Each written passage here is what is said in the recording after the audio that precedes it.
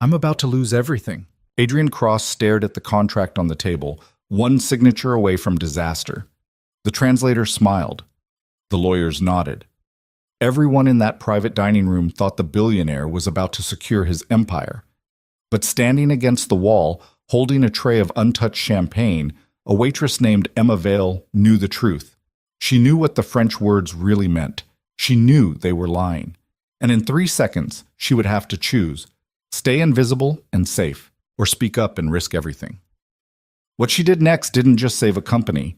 It changed 2 lives forever. If you want to see how a single moment of courage can rewrite someone's entire story, stay with me until the end. And drop a comment telling me what city you're watching from. I love seeing how far these stories travel. The rain hit the windows of the Celestine Club like accusations. Emma Vale kept her eyes down, her hands steady on the silver tray, her entire body practiced in the art of being invisible. She'd perfected it over the years, the way to move through a room full of powerful people without disturbing the air, without drawing a single glance, without reminding anyone that she was human and not just part of the furniture. Room 7 was the worst. Not because of the guests, though they were always demanding. Not because of the tips, though they were always insulting. Room 7 was the worst because it was where people made the kind of deals that changed lives.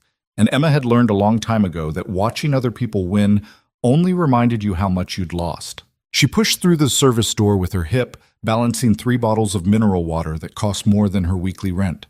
The room smelled like leather and expensive cologne, and the particular kind of confidence that came from never having to check a price tag.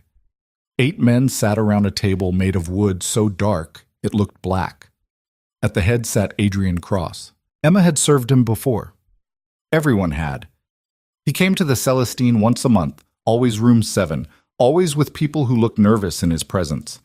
He was younger than most billionaires, 32, maybe 33, with the kind of face that belonged on magazine covers except for his eyes. His eyes were tired, the eyes of someone who'd been playing a game for too long but couldn't afford to lose. "Gentlemen," Adrian said, his voice carrying that smooth American authority that came from private schools and legacy admissions, "I think we've covered everything." Emma set the first bottle down in front of a man with silver hair and a Swiss watch. He didn't look at her. They never did. "Almost everything," the silver-haired man said. His accent was French, elegant, old money. "Just the signature." Adrian nodded. He looked relaxed, but Emma had waited enough tables to read the small signs, the way his jaw tightened just slightly, the way his fingers drummed once against his thigh before going still. He was nervous, trying not to show it. "Mr. Laurent," Adrian said, "before we finalize, I'd like my legal team to review one more time." Of course, of course." Laurent spread his hands in a gesture of infinite patience. "But as we've discussed, the terms are extremely time-sensitive. The market window we're operating in closes at midnight. After that," he shrugged, "the opportunity disappears." Emma moved around the table, setting down bottles, refilling glasses no one had touched. She was a ghost, a useful ghost. "I understand," Adrian said. "That's why I brought Marcus." He gestured to a thin man with wire-rimmed glasses sitting 2 seats down. Marcus looked like every corporate lawyer Emma had ever seen, sharp suit, sharper expression, and the permanent slight frown of someone who trusted nothing and no one. "I've reviewed the English version thoroughly," Marcus said, tapping a thick document in front of him. "Everything appears standard. The partnership structure, the profit-sharing model, the exit clauses, all industry standard." "Excellent," Laurent said, smiling. "Then we can proceed." That's when the translator spoke. Emma had barely noticed him until that moment. A small man in his 50s sitting slightly behind Laurent, holding a tablet and a folder of papers. He'd been silent the entire time, which should have been her first warning. Translators were usually busy, constantly clarifying, checking, confirming. This one had just sat there, waiting. "Mr. Cross," the translator said in careful English, "if you're ready, I can walk you through the French version one final time, just to ensure absolute clarity." "That's not necessary," Marcus said. "I've had it reviewed by our French legal consultant. It's a direct translation." The translator nodded slowly. "Of course, but perhaps Mr. Cross would feel more comfortable hearing the key points in both languages. For his peace of mind?" Adrian considered. Emma watched him from the corner of the room, her tray empty now, her official reason for being there expired. She should leave, go back to the kitchen, stay invisible. But something made her stay. "Sure," Adrian said finally. "Let's hear it." The translator opened the folder. He began reading in French, his voice smooth and professional, occasionally pausing to provide what he claimed was the English equivalent. Emma's hand tightened on the tray. She'd grown up in foster homes across Massachusetts, moved from family to family like furniture nobody wanted. But one of those families, the Duchamps, a retired couple in their 70s, had been French. They'd spoken it at home, taught Emma because they thought languages were important, because they thought education might be the one thing nobody could take from her. They'd been wrong about that. Life had taken plenty, but the language had stuck. And now, standing against the wall in room 7, Emma listened to the translator speak and felt her stomach drop. Article 12, the translator said in French, states that operational control transfers to the senior partners of Laurent Holdings following a transition period of 12 months, during which Mr. Cross maintains nominal authority but no actual decision-making power. Then he looked at Adrian and said in English, Article 12 confirms that you retain full operational control while the senior partners provide strategic advisory support. Emma's breath caught. He was lying, not bending the truth, not spinning corporate language, actively, deliberately lying. She looked around the room. Nobody else had noticed. Marcus was checking his phone. Adrian was listening, but his French was clearly minimal. The other men at the table were Laurent's people. They knew exactly what was happening. The translator continued. Article 15 indicates that all intellectual property, patents, and proprietary technology become jointly held assets under Laurent Holdings' primary stewardship, with Mr. Cross retaining a minority stakeholder position. In English, Article 15 protects your intellectual property through a joint custody arrangement that prevents any single party from monopolizing the patents. Emma's hands had gone cold. This wasn't a partnership. It was a takeover. A carefully constructed trap that would give Adrian Cross exactly 12 months to watch everything he'd built get transferred piece by piece into Laurent's control. And in 12 months, when he finally understood what had happened, he'd have no legal recourse because he'd signed away his rights in a language he didn't understand. She should stay quiet. It wasn't her business, wasn't her world. She was a waitress, not a lawyer, not a businesswoman, not anyone who had any right to speak in a room like this. But the Duchamps had taught her something else too. They'd taught her that silence was how bad people won. The translator was moving to Article 18. Something about liquidation rights that Emma knew meant Adrian would lose everything if the company ever faced financial difficulty. She stepped forward. "Excuse me." Her voice came out smaller than she'd intended. Not commanding, not confident, just present. Everyone turned, 8 pairs of eyes landing on her like spotlights. She felt her face flush, felt every instinct screaming at her to apologize and back away and return to being invisible. Adrian looked at her with mild confusion. "Yes?" Emma's throat was dry. "I'm sorry, I don't mean to interrupt." "Then don't," Marcus said flatly. Laurent was watching her with the expression of someone who'd just noticed an insect on his dinner plate, mildly annoyed, wondering who was responsible for the lapse in quality control. Emma looked at Adrian, only at Adrian. "If you sign that contract," she said, "you're giving away your entire company." The room went very still. Then Laurent laughed. It was a good laugh, warm, indulgent, the laugh of someone so secure in their position that they could afford to be amused by interruptions. "I appreciate your concern," he said to Emma with exaggerated politeness, "but I assure you, these are simply translation technicalities." "They're not technicalities." Emma's voice was stronger now. Fear was being replaced by something else. Anger, maybe, or just exhaustion with being dismissed. "He's lying about what the French version says." Marcus stood up. "Okay, that's enough.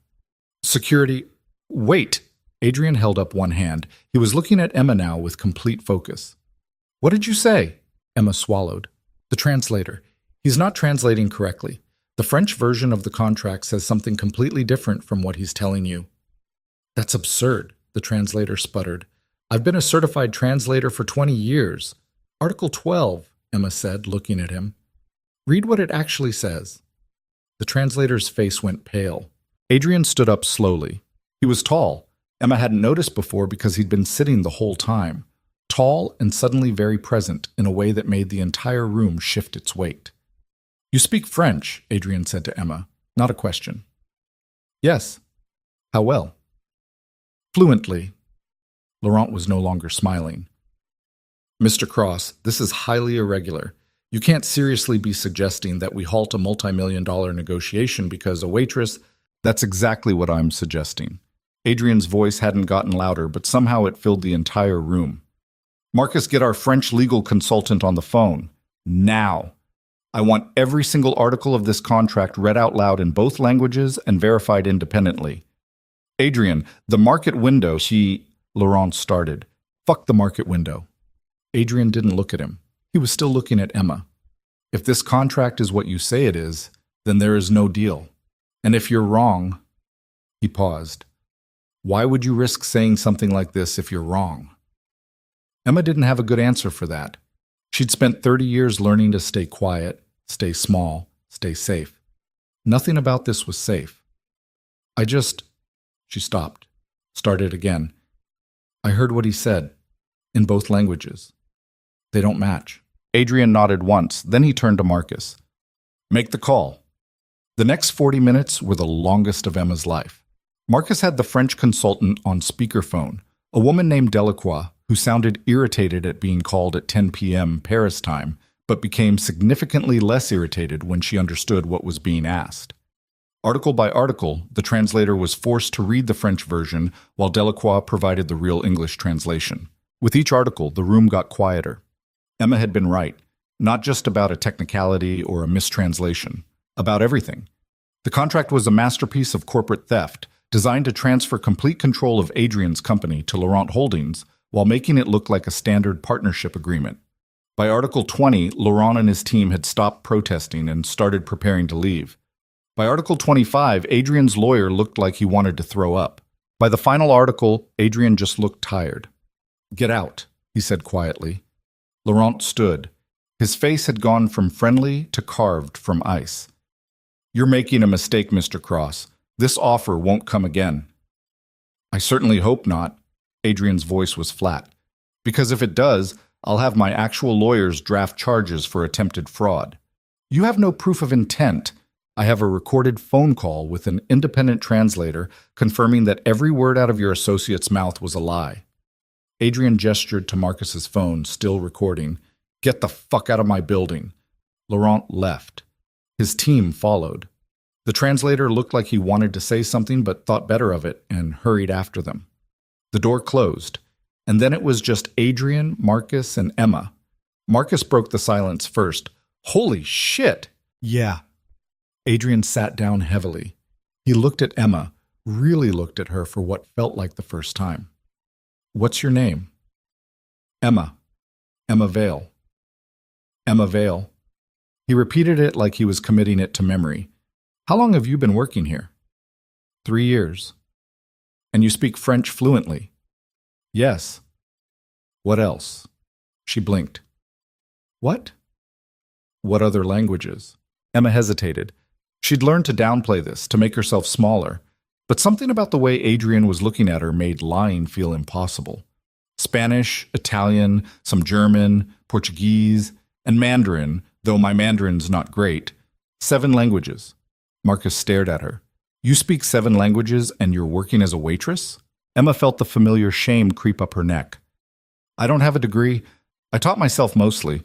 Nobody's going to hire a translator without credentials." "I'm hiring you," Adrian said. The words hung in the air. Emma laughed. It came out nervous, disbelieving. "As what?" "I don't know yet." Adrian stood, started pacing. He had that energy now, the kind Emma had seen in certain guests when an idea took hold. "But you just saved me from losing everything I've built, and you did it because you happened to be in the room and you gave a shit enough to speak up. Do you know how rare that is?" You were just doing the right thing when it would have been easier and safer to stay quiet." Adrian stopped pacing, looked at her. "Marcus, clear my morning tomorrow. I want to meet with Emma and go through everything we know about Laurent's operation. If he tried this with me, he's trying it with others." "Adrian," Marcus said carefully, We should probably involve the actual legal team. We will. But Emma's going to be there too. Adrian turned back to her. Can you come back tomorrow, 10 a.m.? Emma's mind was spinning. I have a shift. Call in sick. I can't just... I'll pay you for the shift, plus a consultation fee. He named a number that was more than Emma made in a month. She stared at him. For what? I'm not qualified to... You're qualified enough to see what my $50,000 lawyers missed. Adrian's voice softened slightly. Look, I don't know what your situation is. I don't know what you're dealing with or why someone with your skills is working here. But I know talent when I see it, and I know courage, and you just demonstrated both. So I'm asking, will you come back tomorrow and help me figure out what the hell just happened and how to make sure it doesn't happen again? Emma should say no. She should walk away from this. Go back to her studio apartment in Dorchester. Go back to her shifts at the Celestine. Go back to the safe, small life she'd built out of the wreckage of her childhood. But she looked at Adrian Cross, this billionaire single father who everyone said was ruthless and brilliant and untouchable, and she saw something familiar in his eyes. He looked like someone who'd almost lost everything. She knew that look. She'd worn it herself. Okay, Emma heard herself say. 10 a.m. Adrian smiled. It transformed his whole face, made him look younger, less tired. Good. Marcus will get your contact information and send you the address. He paused. Thank you, Emma. I mean that. You didn't have to speak up. Most people wouldn't have. Most people are smarter than me, Emma said. No. Adrian shook his head. Most people are just more afraid. He was right about that. Emma was terrified. But she was also, for the first time in years, something else. Curious. Emma left the Celestine Club at midnight, still wearing her server's uniform, still carrying tips that wouldn't cover her electric bill. The rain had stopped, but the streets were slick with it, reflecting the city lights in long streaks of gold and red. She walked to the T station on autopilot, her mind replaying the last hour on an endless loop. What the hell did you just do? Her phone buzzed, a text from a number she didn't recognize. This is Marcus Chen, Adrian's attorney. Confirming tomorrow 10 a.m. at Cross Industries headquarters, 1800 Atlantic Avenue. Security will have your name. Dress business casual. And Emma, bring copies of any credentials you have related to language skills, even if you think they're not good enough. Emma stared at the message. Business casual. She owned exactly one outfit that might qualify. A gray skirt and white blouse she'd bought at Goodwill for her mother's funeral 6 years ago. Credentials. She had certificates from online courses she'd paid for with credit cards she still hadn't paid off. She had a high school diploma from a school that no longer existed. She had nothing that would impress anyone. She texted back, I'll be there. Then she got on the train and tried not to think about all the ways this could go wrong. The apartment was dark when she got home. Emma lived in a fifth-floor walk-up in Dorchester, in a building that smelled like old cooking oil and broken promises. Studio apartment, 400 square feet, bathroom so small you had to close the door to use the sink. But it was hers. She'd signed the lease herself. Nobody could take it away. She dropped her bag, kicked off her shoes, and sat on the edge of her bed in the dark. Tomorrow she would walk into a billionaire's office building and pretend she belonged there. Tomorrow she would sit in a meeting with lawyers and executives and try to explain how she'd learned 7 languages from library books and YouTube videos and sheer stubborn refusal to let her circumstances define her limits.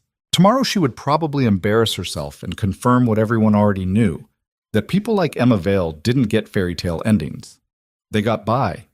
They survived. They didn't get to be heroes. Her phone buzzed again. Another text, this time from a different number. This is Adrian.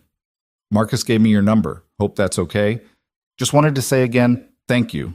Not just for tonight, for giving a damn. That matters more than you know. See you tomorrow. Emma read the message 3 times. Then she set her phone down and did something she hadn't done in years. She let herself hope. Sleep didn't come easily. Emma lay in the dark, watching the headlights from Atlantic Avenue paint patterns on her ceiling, thinking about all the ways tomorrow could destroy her. She thought about the foster homes. 15 of them before she aged out at 18. 15 different families who'd looked at her and seen either a paycheck or a problem, never a person. She'd learned languages because they were free. Libraries didn't care if you had a permanent address or a family that wanted you. Books didn't judge. She thought about the Duchamps, the French couple who'd kept her for 2 years, longer than anyone else. They'd been old, too old to really take care of a teenage girl with trust issues and anger problems, but they'd tried. They'd taught her French and cooking and how to set a table properly. They died within 6 months of each other when Emma was 17, and she'd been moved to another home before their funerals. She thought about all the jobs she'd worked: retail, food service, cleaning offices at night, always invisible, always replaceable, always knowing that one mistake, one sick day, one moment of being too visible would mean losing everything. And she thought about Adrian Cross. He'd looked at her like she was real, not a waitress, not a foster kid, not a charity case or a problem to solve. Just real. That scared her more than anything. Short. Morning came too fast. Emma was up at 6, showering in the cramped bathroom, trying to make her hair look professional instead of just clean. The gray skirt still fit. The blouse was wrinkled, but a hot iron, borrowed from her neighbor Mrs. Chen, fixed that mostly. She looked at herself in the mirror, 30 years old, no family, no degree, no real career, just a collection of survival skills and languages that had never gotten her anywhere until last night. You can still back out. Call Marcus. Say you're sick. Go back to the Celestine and pretend none of this happened. But even as she thought it, Emma knew she wouldn't. She'd spent her whole life being invisible by choice, by necessity, by fear. And last night, for 3 minutes, she'd been visible. She'd been seen, and somehow, impossibly, she'd mattered. She wasn't ready to give that up yet. The T was crowded with morning commuters. Emma stood pressed against the door, watching Boston slide past through the scratched windows. Dorchester to South Station to Atlantic Avenue. The Cross Industries building was impossible to miss, 40 stories of steel and glass, the kind of building that looked like it cost more per floor than Emma would make in a lifetime. Security stopped her at the lobby. "I have a meeting with Mr. Cross," Emma said, hating how uncertain her voice sounded. "Emma Vale, I should be on the list." The guard checked his computer, looked up at her, looked back at the computer.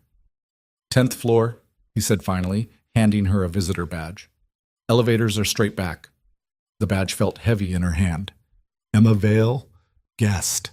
She made it to the elevator, pressed 10, watched the numbers climb.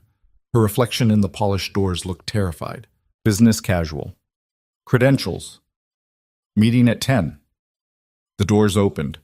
Marcus was waiting in the lobby, still wearing wire-rimmed glasses, still looking like he trusted nothing. But when he saw Emma, his expression shifted to something almost like relief. "You came," he said. "Was there a bet I wouldn't?" A small smile. "Adrian's office betting pool had you at 60-40 in favor of ghosting. I took the minority position." "Good bet. We'll see." Marcus gestured down a hallway lined with glass-walled conference rooms. "Adrian's running a few minutes late. Emergency with his daughter's school. But the legal team is already here. They want to talk to you about last night." Emma's stomach flipped. "The legal team? Don't worry, they're just curious, and maybe a little embarrassed that you caught what they missed." Marcus paused outside a conference room door. "Emma, before we go in, what you did last night took guts. But today's going to be different. These people are going to test you, ask you questions designed to find holes in your knowledge. It's not personal. It's just how they work." "Okay. And if at any point you feel uncomfortable or out of your depth, you can leave. No one's going to judge you." Emma almost laughed. Everyone would judge her. That's what people did. But she nodded anyway. Marcus opened the door. 5 people sat around a conference table. 3 men, 2 women, all expensively dressed, all looking at Emma like she was an equation they needed to solve. "Everyone," Marcus said, "this is Emma Vale. Emma, this is the team. Richard handles international contracts, Susan does corporate acquisitions, James covers intellectual property, and Lisa and Tom are our primary litigators." Emma's hand moved in an awkward wave. "Hi." "Sit," Susan said, gesturing to an empty chair. She was maybe 50, with sharp cheekbones and sharper eyes. "We've been reviewing the Laurent contract. Marcus sent us the recording from last night." Emma sat. "It's impressive," Richard said. He had a British accent, the kind that came from Cambridge or Oxford. The translator's strategy was actually quite sophisticated, changing verb tenses, replacing active voice with passive, substituting qualifying language. Most people wouldn't catch it even if they were fluent. "But you did," Lisa said. She was younger, maybe 35, with the kind of aggressive intensity Emma associated with people who build by the minute. "Walk us through how." Emma took a breath. "I was listening to both versions simultaneously. The translator would read a sentence in French, then provide what he claimed was the English equivalent. But the sentence structures didn't match. In French, when you want to indicate a transfer of control, you use specific phrasing. Le contrôle opérationnel est transféré. That's unambiguous. It means control is being transferred, period. But he was translating it as advisory language, suggestions instead of mandates. "And you picked up on that in real time," Tom said. "The first couple times I thought maybe I was misunderstanding, but by Article 12 it was clear he was lying systematically." Susan leaned forward. "You said you speak 7 languages. How did you learn them?" Here it was, the question Emma had been dreading. "Self-taught mostly, books, online courses. I had some instruction in French when I was younger." She didn't mention the foster home, didn't want to bring that into the room, but the others I just picked up. "Just picked up," James repeated. He sounded skeptical. "I worked retail for a while in a neighborhood with a lot of Portuguese speakers. I was a nanny for a family from Madrid. I cleaned offices in Chinatown." Emma met his eyes. "You learn fast when you need the job." "But no formal credentials," Richard said. "No. No university degree." "No." The room went quiet. Emma felt the familiar shame start to creep in. She wasn't supposed to be here. These people had gone to Harvard and Yale and Stanford. They had law degrees and partnerships and expense accounts. She had a GED and a studio apartment and student debt from an online language program she'd never finished. "That's actually perfect," Susan said. Emma blinked. "What?" Laurent targeted Adrian specifically because he's young, aggressive, American. Laurent assumed Adrian would rely on credentialed experts, people like us, who could be fooled by sophisticated legal language. He didn't account for someone who learned languages the hard way, who learned to spot lies because lies were expensive. "Susan's right," Marcus said from the doorway. He'd been standing there listening. "You caught this because you weren't looking at it like a lawyer. You were looking at it like someone who can't afford to be wrong." "Which brings us to the question," Lisa said. "What do you want out of this, Emma?" Emma stared at her. "I don't understand. Adrian offered you a job, but we don't know what kind of job yet. So tell us, what do you want to do?" It was such a simple question. What do you want? Nobody had asked Emma that in years. She'd wanted to survive. She'd wanted to pay rent. She'd wanted to not end up on the street like so many other foster kids she'd known. But what did she actually want? "I want to be useful," Emma said slowly. "I want to do work that matters. I want—" She stopped. This was going to sound stupid. "I want to learn things that people think I'm not smart enough to learn." Susan smiled. It was the first warm expression Emma had seen from any of them. "Okay," she said. "Let's see if we can make that happen." Magic. Adrian arrived 20 minutes later, slightly out of breath, tie loosened. Sorry. Maya's school called. She punched a kid who said her drawing was ugly." He said it with a mixture of exasperation and pride. "She's 6. Where does she learn this?" Marcus coughed. "Adrian, you literally punched a board member last year." He had it coming. Adrian saw Emma and his expression shifted. "Emma, you're here." "I'm here." "Good. Great. What did I miss?" Susan stood. "We've been testing Emma's language skills and discussing how she might fit into the team. She's legit, Adrian. More than legit. If we could figure out a role—" "I have a role," Adrian said. He pulled out a chair, sat down. "I've been thinking about this since last night. Laurent isn't the only one running these plays. There are dozens of companies, maybe hundreds, that use language barriers and translation tricks to screw over American businesses trying to expand internationally. We've all seen it." Nods around the table. "So here's what I'm thinking. Emma becomes our specialist. International contract review, translation verification, due diligence on any deal involving non-English documentation. She works directly with this team, learns the legal framework, and provides the linguistic expertise we're clearly missing. Richard raised an eyebrow. You want to hire someone with no legal training as a contract specialist? I want to hire someone who just saved me from financial suicide because she paid attention when everyone else in the room was asleep. Adrian looked at Emma. If you're interested. Emma's mouth had gone dry. A real job, not waiting tables, not cleaning offices, a job where she used her brain, where she learned things, where she mattered. I don't know anything about corporate law, she said. You'll learn. We'll teach you. I don't have a degree. I don't care. Do you want the job or not? It was such a direct question, such a simple question. Do you want this? Yes, Emma said. Yes, I want the job. Then you're hired. Adrian stood, extended his hand. Welcome to Cross Industries, Emma Vale. She shook his hand. His grip was warm, firm, certain. For the first time in her life, Emma felt like she was exactly where she was supposed to be. Emma's first day started with paperwork that made her eyes cross. HR needed forms, tax documents, background checks, direct deposit information. The woman processing everything, her name tag said Jennifer, kept looking at Emma like she was a puzzle piece from the wrong box. And your previous employer was the Celestine Club? Yes. As a waitress? Yes. Jennifer typed something, frowned at her screen. And now you're listed as a language specialist reporting directly to Mr. Cross with a salary of... She stopped, looked at Emma. Is this correct? Emma had seen the number that morning in the offer letter Marcus had sent over. It was more than she'd made in the last 3 years combined. Apparently, Emma said. Jennifer made a non-committal sound and went back to typing.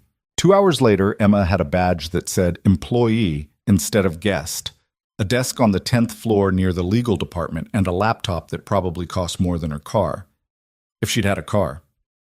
Marcus appeared around 11 with coffee and a stack of files that hit the desk like a judge's gavel. These are all the international contracts we've signed in the last 18 months, he said. Adrian wants you to review them. Look for anything that feels off. Emma stared at the stack. All of them? Consider it orientation. Marcus set the coffee down next to the files. 2 cream, 1 sugar. That's how you took it at the Celestine, right? He'd noticed. He'd actually paid attention to how the waitress took her coffee. Right, Emma said quietly. Thank you. Marcus nodded and left. Emma opened the first file. 3 hours later, her head was pounding, and she'd found 2 contracts with suspicious translation discrepancies. Nothing as blatant as Laurent's trap, but enough to make her highlight sections and add notes in the margins. She was so focused she didn't hear Adrian approach until he spoke. Finding anything interesting? Emma jumped, nearly spilling coffee on a document that probably represented someone's entire business. Adrian leaned against her desk, arms crossed, looking more relaxed than he had in the conference room. He'd lost the tie completely and rolled up his sleeves. There was a small smudge of what looked like marker on his left hand. Sorry, he said. Didn't mean to sneak up on you. It's fine. I was just... Emma gestured at the files. Marcus said you wanted these reviewed. I did, but I didn't expect you to actually start today. Most people take at least a week to get settled. I don't really know how to get settled. Adrian smiled. Fair enough. Find anything? Emma showed him the 2 contracts, explained the issues. One involved a Japanese manufacturing agreement where the timeline commitments didn't match between versions. Another was a German partnership where the profit-sharing language was deliberately vague in ways that favored the other party. Adrian listened without interrupting. When she finished, he was quiet for a moment. These deals are already signed, he said finally, already in motion. I know, I'm sorry, I should have started with the pending ones. No. This is good. This is exactly what I needed to see. Adrian pulled up a chair, sat down next to her desk like they were colleagues instead of billionaire and brand new employee who still wasn't entirely sure this wasn't an elaborate prank. The Japanese deal has been underperforming for 6 months. We couldn't figure out why. And the German partnership is already heading toward litigation because they keep claiming we're not meeting our obligations. The obligations that aren't actually spelled out in the English version, Emma said. Right. Adrian ran a hand through his hair. How did we miss this? Emma didn't answer. The question was rhetorical anyway. They'd missed it because nobody had been looking, because everyone had assumed that expensive lawyers and professional translators meant the contracts were safe. "Can I ask you something?" Adrian said. "Sure. Why didn't you ever pursue this professionally before? Translation work, I mean. You clearly have the skills." Emma had known this question was coming, had prepared an answer that was true enough without being pathetic. "I tried, but most firms want certified translators with degrees and references. I had online certificates and a GED. Nobody was interested." "Their loss." Adrian said it like he meant it. "Well, you're here now, and I'm very interested in making sure you stay." There was something in the way he said it that made Emma's stomach flutter. Professional interest, obviously, but also something else. Recognition, maybe. Like he saw something in her that other people had missed. "I'm not going anywhere," Emma said. Adrian's phone buzzed. He glanced at it, and his expression shifted to something between frustration and resignation. "I have to go. Maya's school again. Apparently punching one kid wasn't enough." "Is she okay?" "She's fine. The other kids are fine. Maya's just... She has opinions about fairness, and she expresses them physically." He stood. "We're working on it." Emma thought about what it must be like, raising a 6-year-old alone while running a company. Thought about the marker on his hand that was probably from drawing with his daughter that morning. "For what it's worth," Emma said, "I think it's good that she stands up for herself." Adrian paused at the door. "Yeah? Yeah, better to learn that young." He looked at her for a moment longer than necessary, then nodded. "Keep reviewing those files. I want a full report by end of week." He left. Emma sat in her new desk chair in her new office and tried to remember how to breathe normally. The afternoon passed in a blur of contract language and coffee that had gone cold. Emma's eyes were starting to blur the words together when Susan appeared with another stack of files. "These just came in from a potential acquisition in Seoul," Susan said. "Adrian wants your eyes on them before we proceed with due diligence." Emma looked at the stack. "I don't speak Korean." "The documents are in English, but they reference Korean corporate law and the original company documentation. I need you to verify that the English summaries match what the Korean law actually says." "I don't know Korean corporate law." Susan smiled.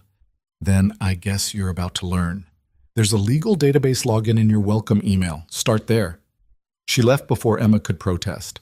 Emma opened the database, started reading about Korean corporate governance structures. By 6 p.m., she had a working understanding of chaebol regulations and was cross-referencing the acquisition documents against publicly available Korean financial filings. By 8 p.m., she'd found 3 inconsistencies. By 9 p.m., she'd drafted an email to Susan outlining the problems. She hit send and leaned back in her chair, suddenly aware that the office had gone quiet. She was alone on the entire floor. Her phone buzzed, a text from an unknown number. Still at the office? Emma frowned, then realized. Adrian must have gotten her number from HR. She texted back, "Just finished the Seoul files." The response came immediately. "It's 9 p.m. Is there a curfew I don't know about? There's a thing called work-life balance. I'll learn about it eventually." 3 dots appeared, disappeared, appeared again. "Maya wants to know if you like pizza." Emma stared at the message, blinked. "What?" "Long story. But we're ordering dinner, and she insists I ask the woman who saved Daddy's company if she wants pizza." Her words, not mine. Emma's heart did something complicated in her chest.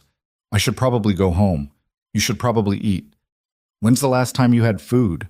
Emma thought about it. "Coffee at 11. Nothing since. Breakfast. That's what I thought. We're in my office, 40th floor. Come up."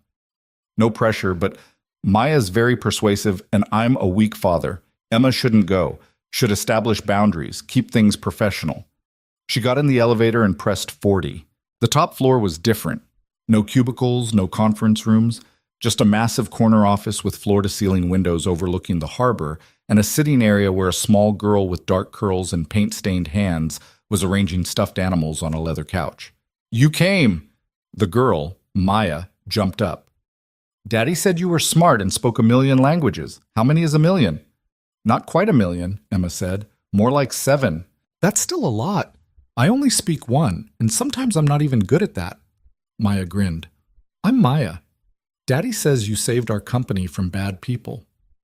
Maya, Adrian said from behind his desk. We talked about this.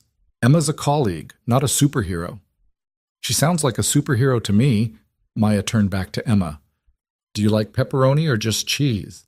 Pepperoni's good. See, Daddy? Pepperoni. Everyone likes pepperoni except you.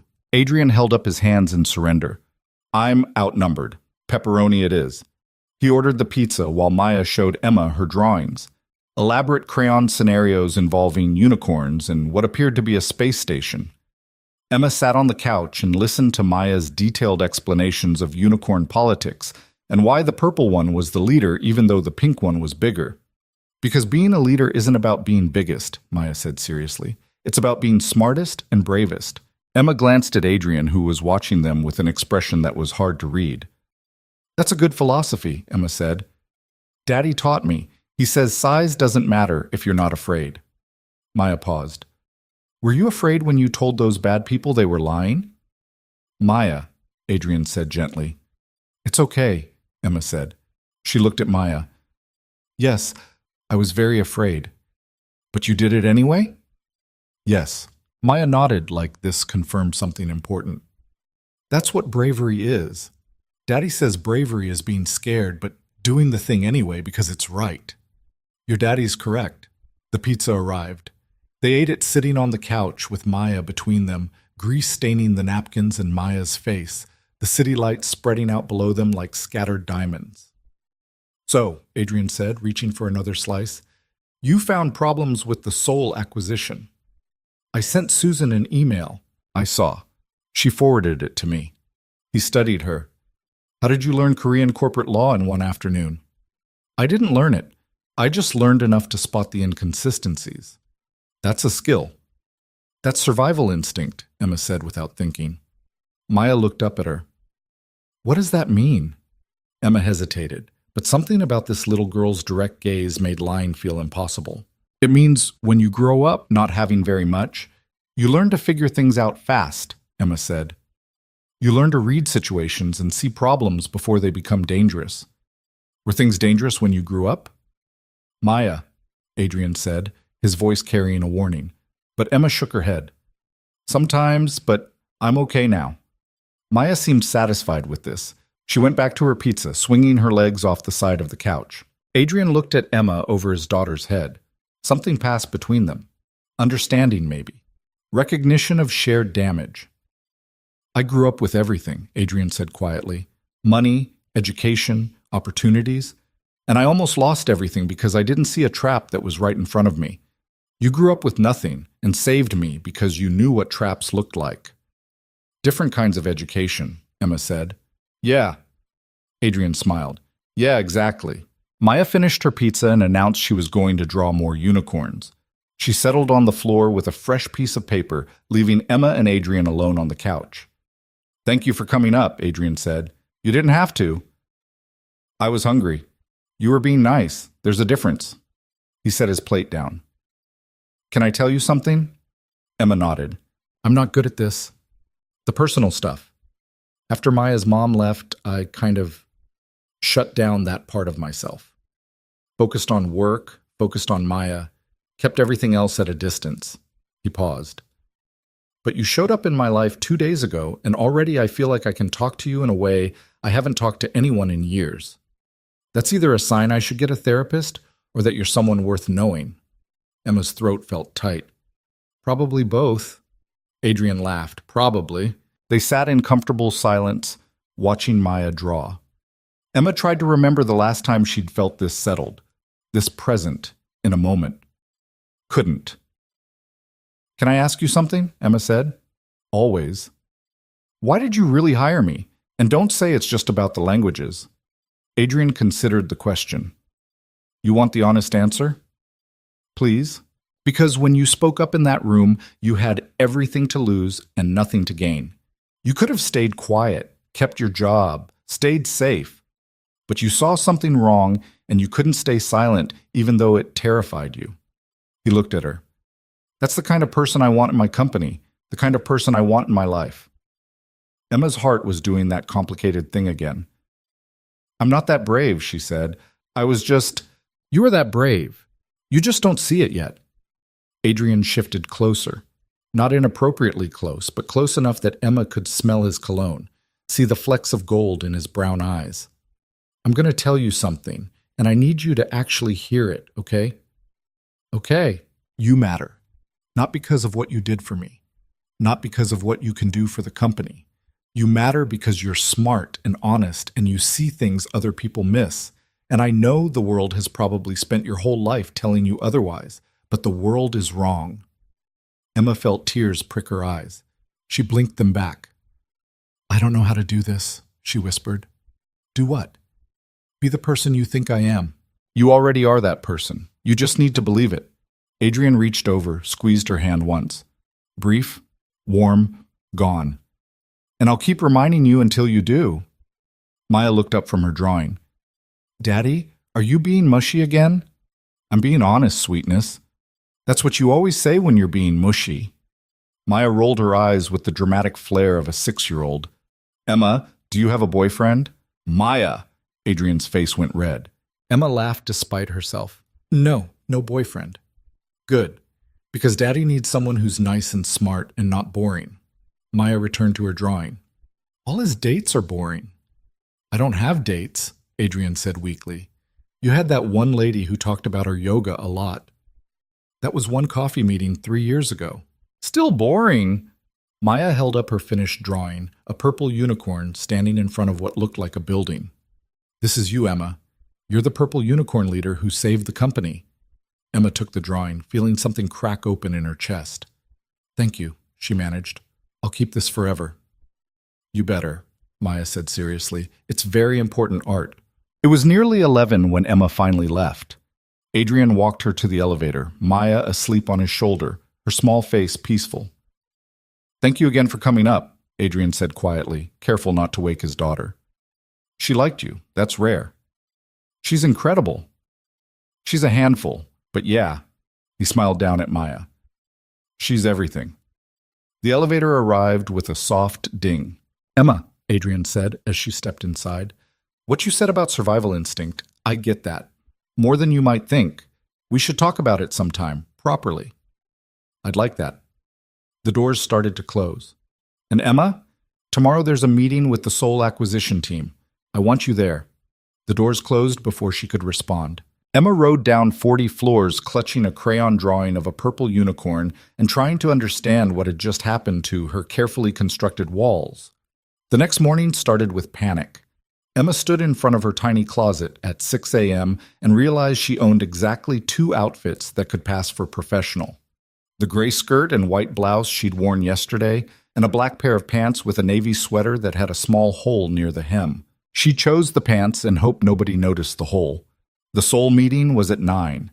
Emma arrived at 8:30 and found Marcus already in the conference room, setting up presentations on a massive screen. Big day, he said without looking up. You ready? Not remotely. Good. Confidence is overrated. Marcus finally looked at her, took in the visible nervousness. Seriously, Emma, you know this material. Susan said your analysis of the acquisition documents was the most thorough review she's seen in years. She said that? She did, and Susan doesn't give compliments unless they're earned. The door opened. Susan entered with Richard and James, followed by 3 people Emma didn't recognize, 2 men and a woman, all expensively dressed, all carrying the kind of sleek briefcases that probably cost more than Emma's rent. This is the team from Hanseong Industries, Susan said. Mr. Park, Miss Kim, and their legal counsel, Mr. Cho. They've flown in from Seoul to discuss the acquisition details. Emma shook hands, tried not to think about the hole in her sweater. Adrian arrived exactly at 9, still in motion, phone in hand. Sorry. Maya's nanny called in sick and I had to drop her at my sister's. He sat at the head of the table, all business now. Let's get started. The presentation began. Hanseong was a mid-sized manufacturing company looking to expand into American markets. The acquisition would give Cross Industries a foothold in Korean production while providing Hanseong with distribution networks and capital. On paper, it looked perfect. Emma listened to the pitch and watched the Hanseong team carefully. Mr. Park did most of the talking, his English excellent but formal. Ms. Kim took notes and occasionally whispered to Mr. Cho, who nodded and made his own notes. Something felt off. Emma couldn't name it at first. The numbers were solid, the projections were reasonable, the terms seemed fair. But there was something in the way Mr. Cho kept checking his notes, the way Ms. Kim's eyes flickered to Adrian whenever certain financial terms were mentioned. "If I may," Emma said quietly. Everyone turned. Her heart was pounding, but she pushed through. "I reviewed the documentation you submitted. There's a section regarding subsidiary liabilities that references Korean Commercial Code, Article 340. Mr. Park nodded. "Yes, standard corporate law regarding debt assumption."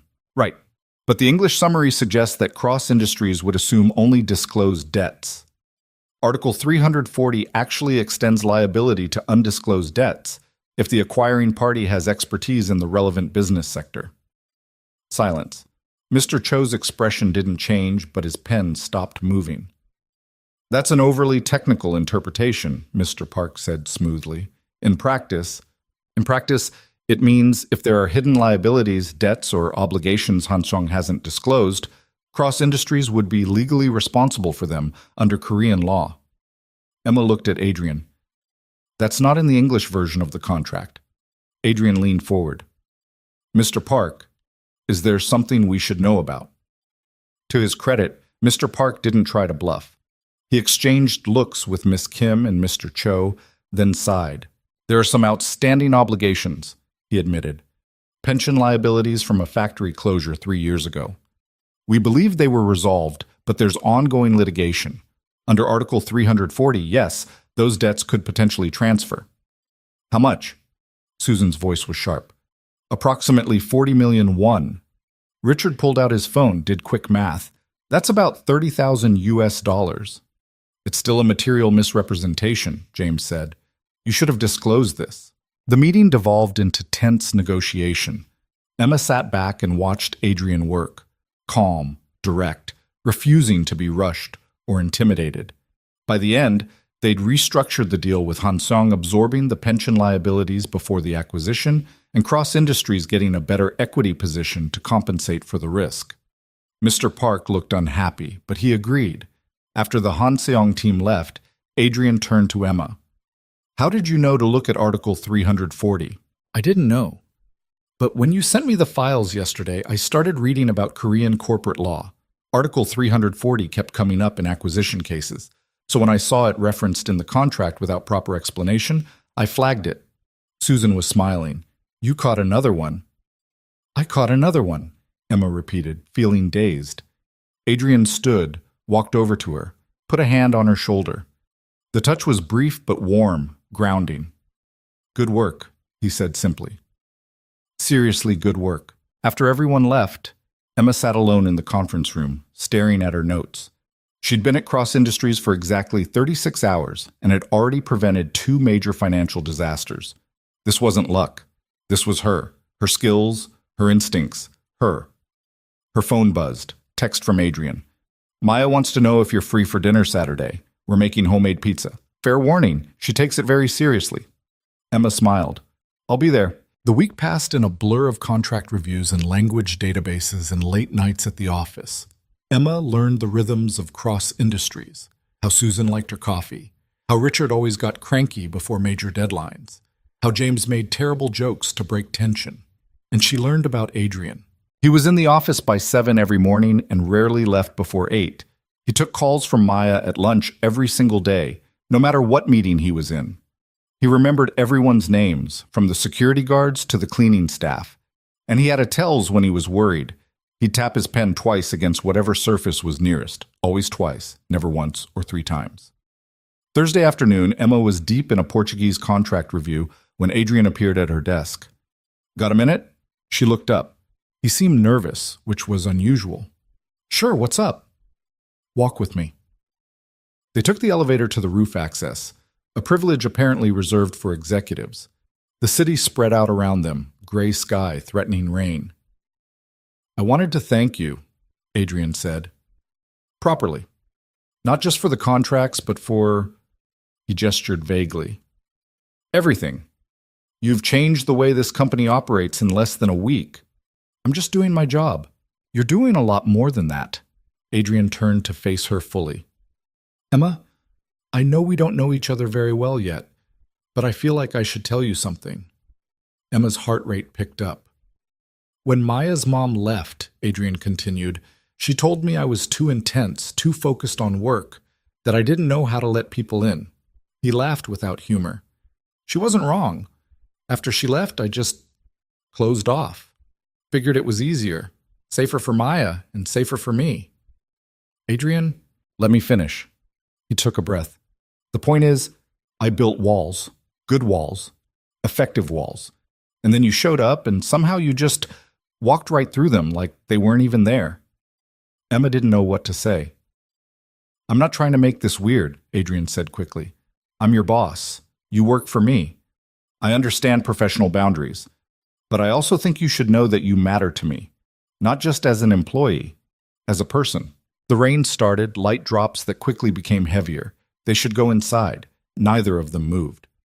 You matter to me too, Emma said quietly. You and Maya both. I've never had... She stopped, started again. I've spent most of my life alone, and in 1 week you've made me feel like I belong somewhere. That's not nothing.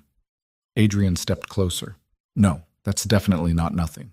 They stood in the rain, city noise rising around them, and Emma thought about all the walls she'd built too, all the ways she'd protected herself by staying small and quiet and invisible. And she thought about how easily this man and his 6-year-old daughter had dismantled every single one. We should go inside, Adrian said, before we both catch pneumonia and Maya lectures us about proper rain gear. Emma laughed. She would, wouldn't she? She absolutely would. They went inside, soaked and smiling, and Emma realized something that should have terrified her, but somehow didn't. She was happy. For the first time in years, maybe ever, she was actually happy. Saturday arrived with cold sunshine and the smell of rising dough. Emma showed up at Adrian's townhouse in the South End carrying a bottle of wine she'd agonized over at the liquor store for 20 minutes, and wearing jeans that had cost her 3 months of careful saving. Maya answered the door, covered in flour. You came! Daddy said you might be too busy, but I knew you'd come because you promised. She grabbed Emma's hand. Come on, we're making the dough from scratch because store-bought is for quitters. Adrian appeared in the doorway to the kitchen, also covered in flour, looking more relaxed than Emma had ever seen him. She's very passionate about pizza, he said. I'm passionate about doing things right, Maya corrected. There's a difference. The afternoon dissolved into flour clouds and sauce debates, and Maya's firm conviction that pineapple was an acceptable topping despite her father's protests. Emma found herself laughing more than she had in years, comfortable in this warm kitchen with these people who'd somehow become important to her. Later, after Maya had eaten 3 slices and fallen asleep on the couch with a stuffed unicorn, Emma and Adrian sat at the kitchen island drinking wine. Thank you for this, Emma said. I didn't realize how much I needed it. A 6-year-old's pizza dictates? Normal. I needed normal. She smiled. Well, your version of normal anyway. Adrian studied her over his wine glass. Can I ask you something personal? Okay. You mentioned growing up with nothing. How bad was it? Emma considered lying, softening the truth. But something about the way Adrian was looking at her, open, genuinely interested, made her want to be honest. I was in foster care, she said, from age 5 to 18. 15 different homes. Some were okay. Most weren't. I learned fast that the best way to survive was to be useful and quiet and not ask for anything. Adrian didn't say anything, just listened. The languages helped, Emma continued. Libraries were free. YouTube was free. I could disappear into learning and forget about everything else. And eventually I got good enough that I thought maybe I could make something of it. But nobody wants a translator without credentials, so I waitressed instead. Until you saved my ass, Adrian said. Until I saved your ass, Emma agreed. Adrian set down his wine glass. I'm glad you did. Not just because of the company, because I got to meet you. Emma's face felt warm. Adrian? I know, too much too fast. I'm bad at this. He ran a hand through his hair. It's just been a long time since I felt like I could talk to someone. Really talk. And with you, it's easy. It is easy, Emma said. That's what scares me. Why does that scare you? Because easy things don't last. Not for people like me. Adrian reached across the island, took her hand. His palm was warm, calloused in ways she hadn't expected. Maybe this time is different, he said. Emma wanted to believe him, wanted to believe that she could have this. The job, the friendship, the connection she felt every time Adrian looked at her like she mattered. But 30 years of disappointment had taught her to protect herself. Maybe, she said, it was the best she could offer. And somehow, it seemed like enough. Monday morning brought the kind of cold that made Boston feel hostile. Emma stood at her desk reviewing a contract from a supplier in Milan when her phone buzzed with a text from an unknown number. You don't know me, but you cost me $40 million. We should talk. Her hands went cold. She showed the message to Marcus, who immediately went pale and called security. Within 10 minutes, Emma was in Adrian's office with 2 security personnel and Marcus hovering near the door. It's probably nothing, Marcus said, not sounding convinced. Could be a prank. Could be Laurent, Adrian said quietly. He'd gone very still, the way Emma had learned he did when he was calculating risks. Or someone connected to him. Emma's phone buzzed again. I'm in the lobby. 5 minutes of your time. That's all I'm asking. Don't respond, one of the security guards said. We'll handle this. But Emma was already typing. Who are you? The response came immediately. Someone who needs what you have. I'm not here to threaten you. I'm here to hire you. Adrian read over her shoulder, close enough that Emma could feel his warmth. This is insane. Let him up, Emma said. Everyone stared at her. Emma, we don't know who this person is or what they want, Marcus said carefully. This could be dangerous. Then have security right outside the door. Emma looked at Adrian. But I want to hear what he has to say. Adrian studied her face for a long moment, then nodded. Okay, but security stays in the room. 10 minutes later, a man in his 50s walked into Adrian's office. Expensive suit, tired eyes, the posture of someone carrying weight they couldn't put down. He looked at Emma, and something like relief crossed his face. Ms. Vale, thank you for seeing me. He extended his hand. Michael Reeves, I'm the CFO of Thornton Medical Technologies. Emma didn't shake his hand. You said I cost you $40 million. You did. 3 weeks ago, my CEO was about to sign a manufacturing agreement with a Chinese firm. Would have been the biggest deal in our company's history. And then someone forwarded him an article about what happened with Adrian Cross and Laurent Holdings. Reeves smiled without humor. My CEO got paranoid. Hired an independent translator to review our Chinese contracts. Found out we were about to get screwed exactly the way Cross almost did. Adrian leaned against his desk, arms crossed. So you're here because Emma Vale is apparently the only person in Boston who can spot these traps. And I need her to review every international contract Thornton has signed in the last 5 years. Reeves looked at Emma. I'll pay whatever Cross is paying you plus 50%. And I'll hire you as a full-time consultant, not an employee. You'd have complete autonomy. The room went quiet. Emma felt Adrian's eyes on her, but didn't look at him. Mr. Reeves, she said slowly, I appreciate the offer, but I'm not interested. Reeves blinked. You haven't heard my full proposal. I don't need to. I have a job. I'm happy here. I'm offering you nearly double your current salary, and I'm still not interested. Emma's voice was firm now. If Thornton needs contract review, there are dozens of qualified firms in Boston.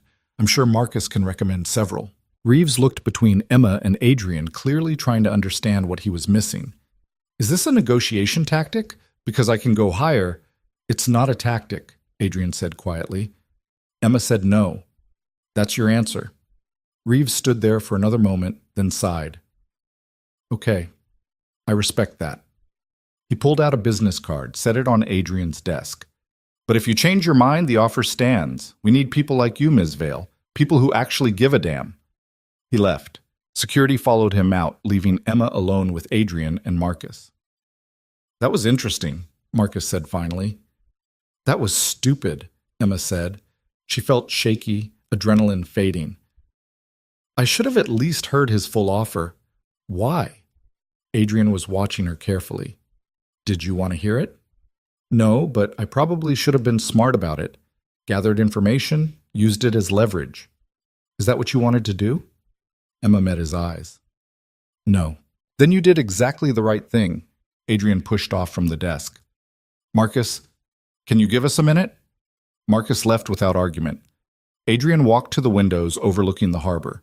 Emma stayed where she was, trying to sort through the mess of emotions Reeves's visit had stirred up. You could have taken that job, Adrian said without turning around. Probably should have. It was a good offer. I know. So why didn't you?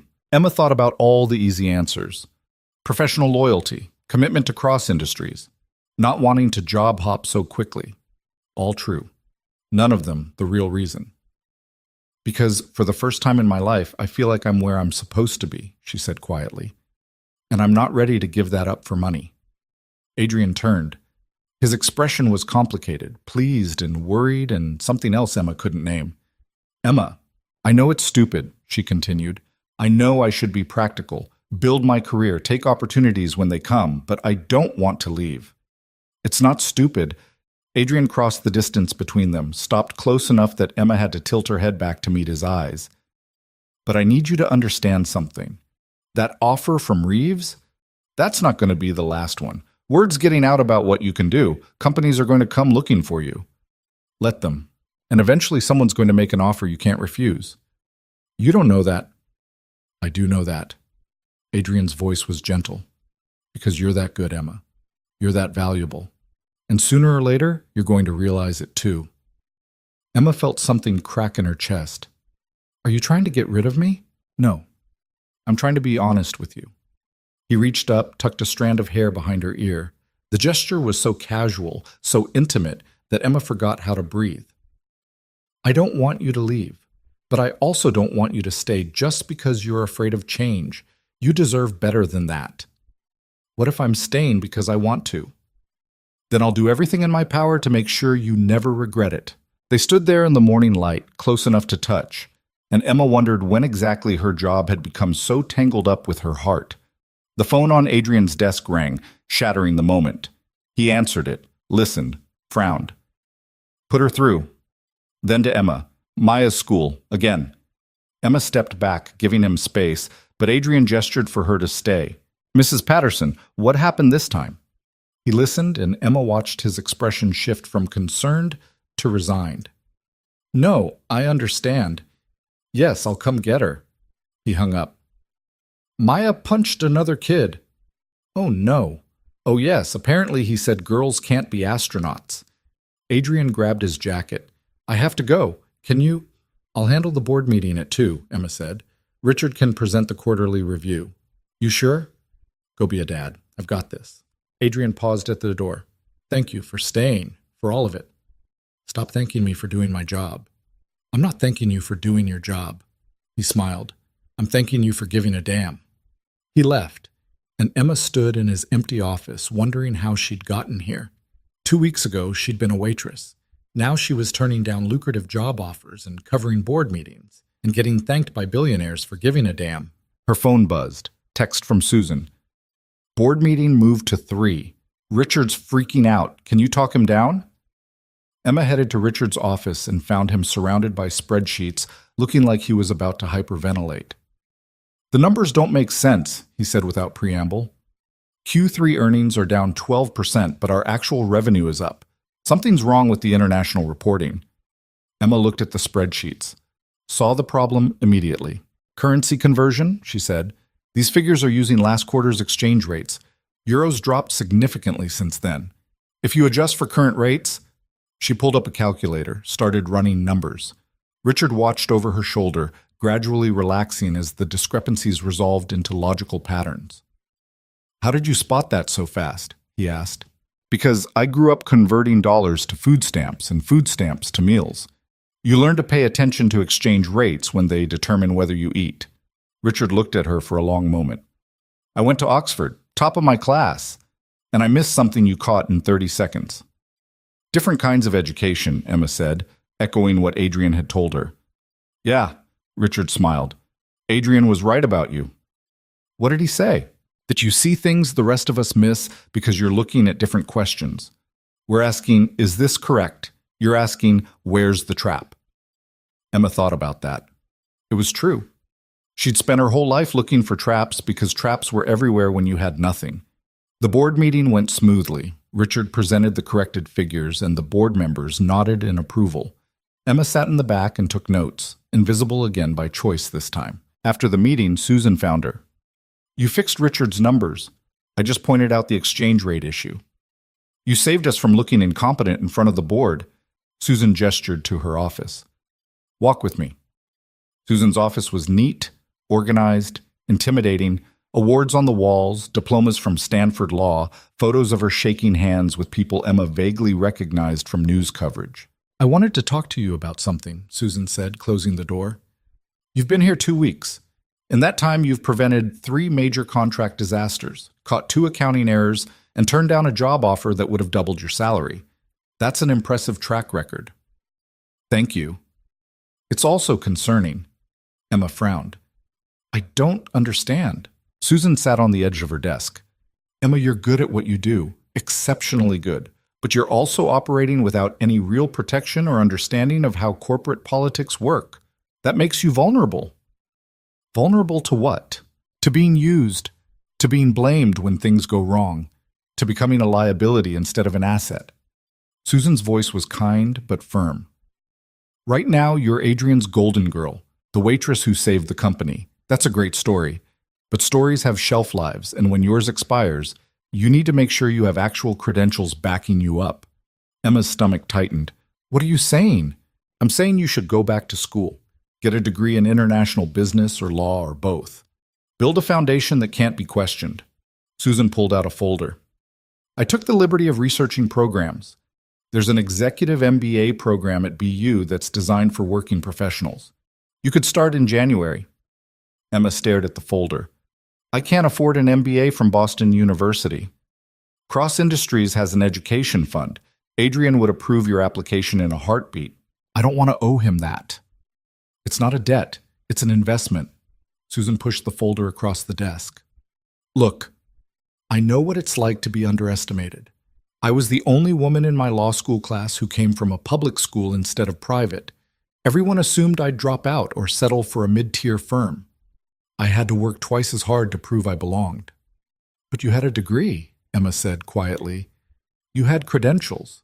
I have nothing." "You have skills. You have intelligence. You have courage." Susan's voice softened. "But in this world, those things aren't always enough. Sometimes you need the paperwork to back up what you already know you can do." Emma took the folder. "I'll think about it." "Good. And Emma, don't wait too long. The people who want you to fail are already looking for ammunition." Emma left Susan's office feeling unsettled. She'd been so focused on proving herself day by day that she hadn't thought about the long game, about what happened when the novelty wore off and she was just another employee without the credentials to justify her position. Her phone buzzed. "Adrian, Maya's suspended for 3 days. Any chance you're free for emergency babysitting duty? I'll pay you whatever your hourly rate is plus hazard pay." Emma smiled despite her anxiety. "I don't have an hourly rate, and you don't need to pay me. What time?" "Now?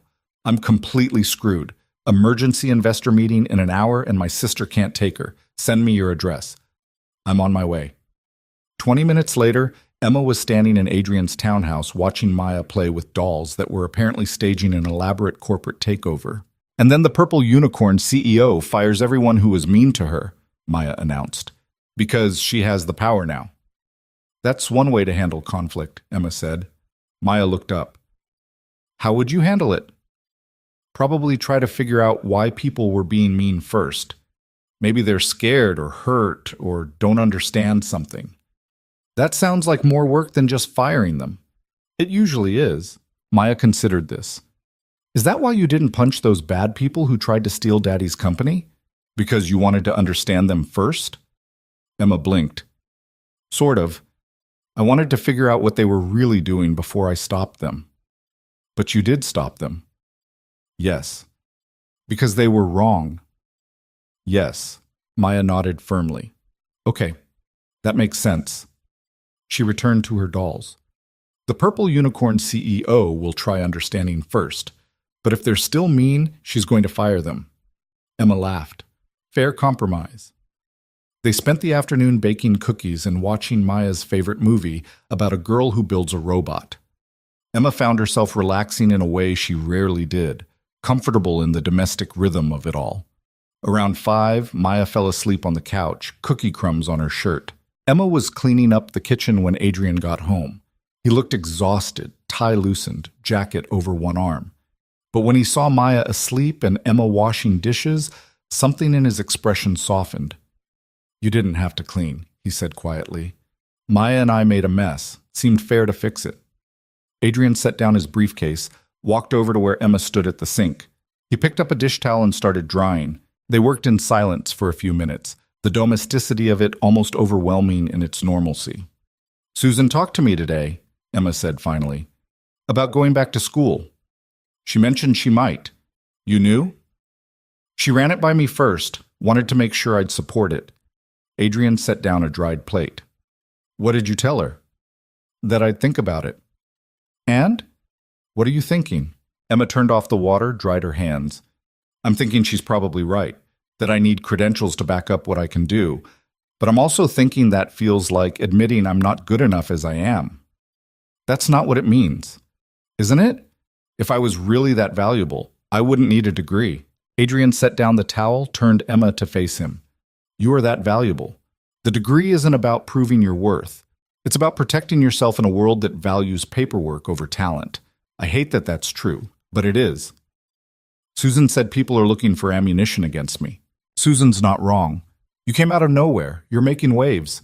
Some people will resent that." His hands were still on her shoulders, warm and steady. "But that's not a reason to hide. It's a reason to armor up. By getting an MBA. By getting whatever tools you need to stay in the fight." Adrian's thumb brushed against her collarbone, probably unconscious. "I don't want you to go back to school because you think you're not good enough. I want you to go because it'll give you options, power, independence." "What if I don't want independence from you?" The words were out before Emma could stop them. Adrian went very still. "Emma, I know, inappropriate. You're my boss. I shouldn't have said that." "I'm glad you did." His voice was low, careful. "Because I need to tell you something too." Emma's heart was racing. "The last 2 weeks have been the best I've had in years," Adrian said. "And it's not just because you've saved my company multiple times. It's because I actually look forward to coming to work now. Because I know you'll be there and we'll talk and you'll see things I miss and you'll make me laugh and I'll go home to Maya and tell her about the smart thing Emma said today." "Adrian, let me finish." He took a breath. "I'm falling for you. Maybe already fell. And I know that's complicated and possibly a disaster and definitely something we need to be careful about. But I also can't keep pretending it's not happening." Emma couldn't breathe, couldn't think, could only feel the warmth of his hands and the intensity of his gaze and the terrifying, wonderful truth of what he'd just said. "I'm scared," she whispered. "Of what?" "Of this being another thing I lose. Another place I don't get to keep." Her eyes were burning. "I'm so tired of losing things, Adrian."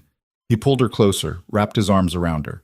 Emma let herself lean into him, feeling safer than she had in years. "You're not going to lose this," he said into her hair. "I promise you that." "You can't promise that. Watch me." Shh. They stood there in his kitchen, holding each other while his daughter slept in the next room, and Emma let herself hope that maybe this time would be different. Maybe this time she'd found something she could keep. The following week brought new complications. Emma enrolled in the BU Executive MBA program, starting in January. The paperwork was daunting, but Susan helped her through it, patient and thorough. "You're going to be great at this," Susan said, reviewing Emma's application essay. "You write clearly, think critically, and you actually have real-world experience to draw from. I just hope I can keep up." "You'll keep up fine, trust me." But the MBA announcement created ripples Emma hadn't anticipated. Suddenly, other employees were asking questions. How had Emma gotten approved for the education fund so quickly? What made her so special? Why was Adrian investing so much in someone with no credentials? Marcus heard the gossip and warned Emma. "People are talking," he said over coffee, "saying you're getting preferential treatment, that there's something going on between you and Adrian." Emma's face went hot. "There's nothing." "I know. And even if there was, it wouldn't be anyone's business." Marcus leaned forward. "But perception matters, and right now the perception is that you're Adrian's favorite and that's the only reason you're here. That's not fair. No, it's not, but it's reality. Marcus studied her. You need to be really careful, Emma. Prove yourself based on merit, not on your relationship with Adrian. Keep things professional. Document everything. Don't give people ammunition. Emma nodded, feeling the weight of it settle on her shoulders. That evening, she stayed late at the office reviewing contracts.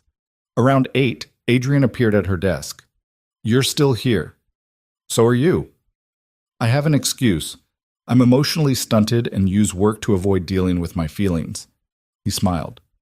What's yours? Trying to prove I deserve to be here. Adrian's smile faded. Emma, people are talking, Adrian, saying I'm only here because of you, that I'm getting special treatment. You are getting special treatment because you're exceptional at what you do. That's not what they think. Adrian sat on the edge of her desk. Do you want to know what I think? Always. I think you're letting other people's opinions matter more than your own accomplishments. I think you're so used to being told you don't belong that you're halfway believing it, even though you've proven otherwise a dozen times. He reached for her hand. I think you're scared that this is all going to disappear, so you're preparing yourself for the inevitable disappointment. Emma's throat felt tight. Am I wrong? Completely wrong, because you're not here because I like you, though I do. You're here because you're brilliant and observant and brave. And if anyone suggests otherwise, I'll personally escort them to HR. You can't protect me from office politics. Watch me try. Emma laughed despite herself. You're ridiculous. I'm determined. There's a difference. Adrian squeezed her hand. Go home, Emma. Get some sleep. Come back tomorrow and keep being exactly who you are. And if who I am isn't enough, then everyone else is wrong about what enough means. Emma went home that night and lay awake thinking about belonging and worth and all the ways she'd learned to make herself small to fit into spaces that were never meant for her. But Cross Industries was different. Adrian was different. And maybe, just maybe, she was allowed to be different too. The next morning brought a crisis that pushed all other concerns aside. Laurent Holdings had filed a lawsuit against Cross Industries claiming defamation and tortious interference with contract. They alleged that Adrian had intentionally sabotaged their business relationships by spreading false rumors about their translation practices. It's bullshit, Marcus said, pacing Adrian's office. Complete bullshit. We have recordings. We have independent verification. We also have very deep pockets, and Laurent knows it, Adrian said grimly. This isn't about winning. It's about making the cost of fighting higher than the cost of settling. So we settle? Emma asked from her chair in the corner. Over my dead body. Adrian turned to her. They went after you too. Named you specifically as a co-defendant, claiming you conspired to damage their reputation. Emma felt cold. They're suing me? They're suing both of us, and asking for $40 million in damages. The number hung in the air. Emma's entire net worth was maybe $15,000. 40 million might as well be 40 billion. I can't afford a lawyer for this, she said quietly. You don't need to. Cross Industries' legal team will handle everything. You're covered. Adrian, no arguments. This is my fault. I brought you into this. I'm not letting you face it alone. Over the next week, Emma learned more about corporate litigation than she'd ever wanted to know. Depositions, discovery requests, motion filings. The legal team worked around the clock building their defense, and through it all, Emma kept working, kept reviewing contracts, kept finding problems and solving them. Because Susan was right. The best defense was proving she was indispensable. One afternoon, deep in discovery documents, Emma found something. A contract between Laurent Holdings and a German manufacturing firm, dated 2 years ago, and containing the exact same translation deception they'd tried to use on Adrian. Marcus, she called. I need you to see this. Marcus came over, read the document. His eyes went wide. They've done this before. Multiple times, Emma said, pulling up more files. I found 3 other contracts with similar patterns. Always targeting American companies trying to expand internationally, always using the language barrier as a weapon. This is a pattern of fraud. This is evidence. Emma's hands were shaking. This proves we weren't defaming them. We were exposing actual criminal activity. Marcus grabbed the documents. I need to get this to Richard immediately. Emma, this could change everything. He ran out. Emma sat aback, heart pounding. She'd done it again. Seen the pattern everyone else had missed, found the trap in time to disarm it. Her phone buzzed. Text from Adrian. Maya wants to know if you can come to dinner tonight. She made you a card. Emma smiled. Tell her I'll be there. Because this was her life now. Lawsuits and contract reviews and dinners with a 6-year-old who made her cards. Strange. Complicated. Imperfect. But finally hers.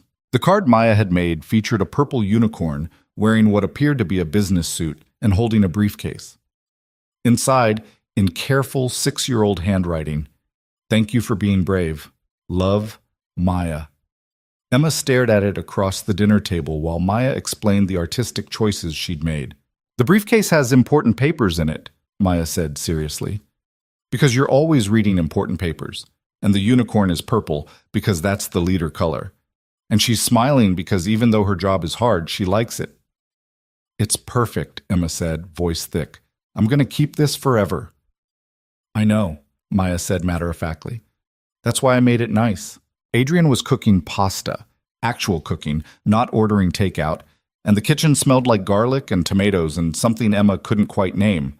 Normalcy, maybe. Home. "So," Adrian said, draining pasta at the sink, "Marcus tells me you found the smoking gun." "I found evidence that Laurent's done this before. Whether it's enough to win the case is up to the lawyers. It's enough to turn this from a he said, she said into a pattern of behavior case. Richard's already drafting a countersuit." Adrian brought the pasta to the table. "We're going after them for fraud, Emma. Real charges. Criminal charges." Maya's ears perked up. "Are the bad people going to jail?" "Maybe," Adrian said, "if we can prove they broke the law." "Emma will prove it," Maya said confidently. "She's good at finding bad people's secrets." Emma wished she had Maya's certainty. That night, after dinner and dishes, and watching Maya perform an elaborate puppet show about unicorns fighting corporate crime, Emma and Adrian sat on his back porch while Maya played inside. "Can I ask you something?" Emma said. "Always." "Are you worried? About the lawsuit?" Adrian was quiet for a moment. "Honestly, I'm more worried about what it's doing to you." "I'm fine." "You're pretending to be fine." "There's a difference." He turned to face her. "Emma, you've been named in a $40 million lawsuit. That would terrify anyone. You don't have to be strong about this. If I'm not strong, I'll fall apart." "Then fall apart. I'll catch you." Emma laughed, but it came out shaky. "You can't promise that." "I can and I am." Adrian reached for her hand. "Look, I know you've spent your whole life having to handle everything alone. But you don't have to anymore. I'm here. Marcus is here. Susan's here. You have people now." "For how long?" The question hung between them. "As long as you want us," Adrian said quietly. "I know that's hard to believe, but it's true." Emma wanted to believe him, wanted to trust that this wasn't temporary, that she wasn't one mistake away from losing everything. But 30 years of disappointment had taught her to protect herself. "I should go," she said, standing. "It's late." Adrian didn't argue, but his expression said he understood what she was really doing. Running, protecting herself before she could get hurt. "Emma," he said as she reached the door. "That card Maya made you? She worked on it for 3 hours. Kept starting over because she wanted it to be perfect. You know why?" Emma shook her head. "Because you matter to her. Not because of what you do or how useful you are, just because of who you are." He paused. "You matter to me too. Same reasons." Emma left before she could say something she'd regret. The next morning brought a development that changed everything. Emma arrived at the office to find Marcus, Richard, and Susan already in the conference room with 2 people she didn't recognize, a man and a woman, both professional, both serious. "Emma," Marcus said, "these are federal investigators. They want to talk to you about Laurent Holdings." Emma's stomach dropped. "Am I in trouble?" "No," the woman said quickly. She was maybe 40, with sharp eyes and sharper suit. "I'm Special Agent Chen. This is Agent Morrison. We're with the FBI's Financial Crimes Division. We've been investigating Laurent Holdings for securities fraud for the past 8 months. We saw the lawsuit filing," Morrison added, "and the evidence your company submitted. It corroborates what we've been building." Emma sat down slowly. "You're investigating them?" "For running an international fraud scheme," Chen said. We believe Laurent Holdings has defrauded at least 15 American companies over the past 5 years using translation manipulation and contract deception. Total damages estimated around $300 million. Emma felt dizzy. 300 million? That we know of. Could be more. Chen pulled out a tablet. Ms. Vale, we'd like to walk through exactly what happened the night you identified the fraudulent contract. Every detail you can remember. For the next 2 hours, Emma recounted the dinner at the Celestine, the translator's lies. The moment she decided to speak up, the recording that had captured everything, the agents took notes, asked follow-up questions, treated Emma's observations like they were evidence in a criminal case, which, apparently, they were.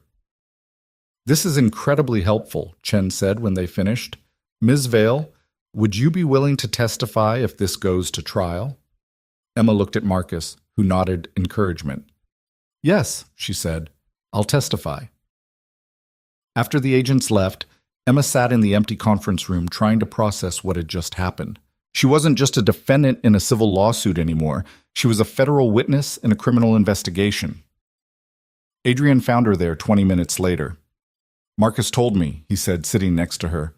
How are you feeling? Terrified? Relieved? Confused? Emma laughed shakily. I thought I was just stopping a bad business deal. Turns out I accidentally exposed an international crime ring. You did more than that. You gave the FBI the evidence they needed to build a real case. Adrian's voice was gentle. Emma, do you understand what this means? That Laurent's going to jail? That you just took down one of the most sophisticated fraud operations in international business? That companies across the country are going to be safer because you paid attention when everyone else looked away? He paused. That you're a hero. I'm not a hero. I'm just...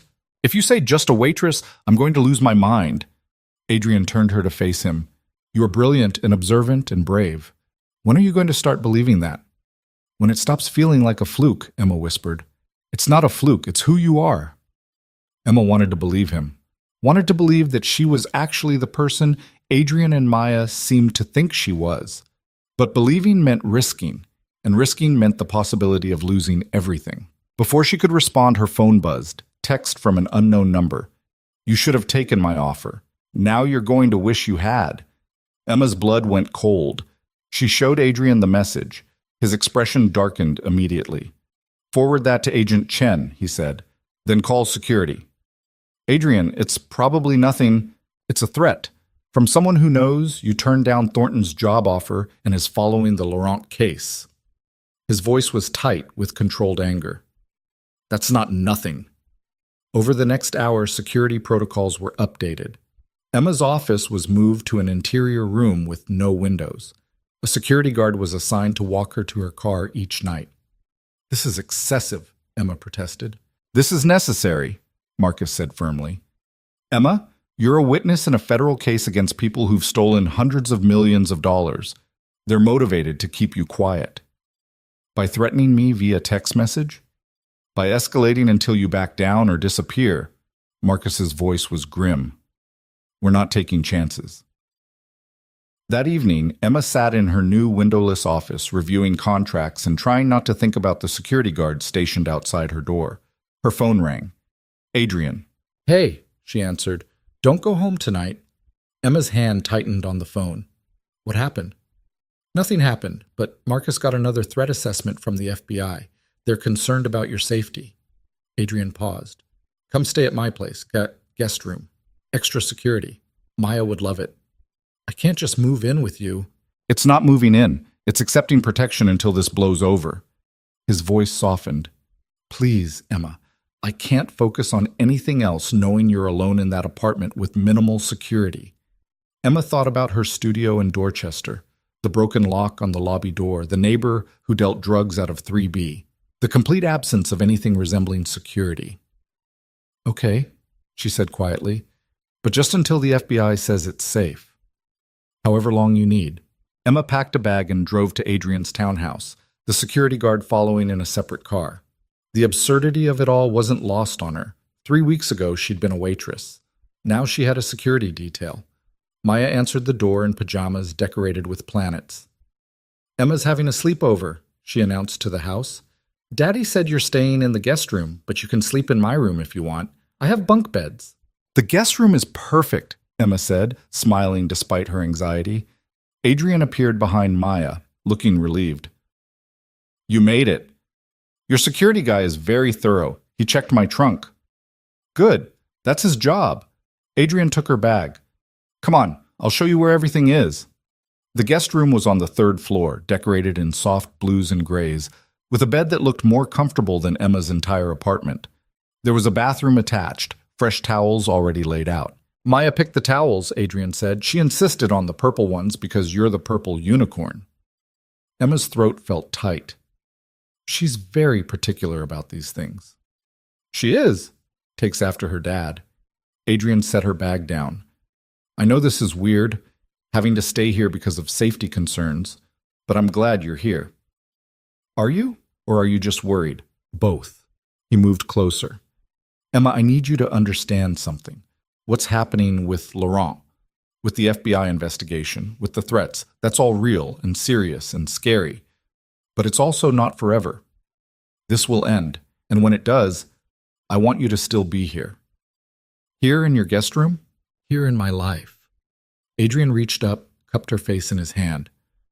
I'm falling in love with you, maybe already there. And I know the timing is terrible and the circumstances are complicated, and you probably think I'm insane. I think you're wonderful, Emma said, and terrifying, and I don't know how to do this. Do what? Let someone in. Trust that they'll stay. She closed her eyes. Everyone leaves, Adrian. Everyone I've ever cared about has left. I'm not leaving.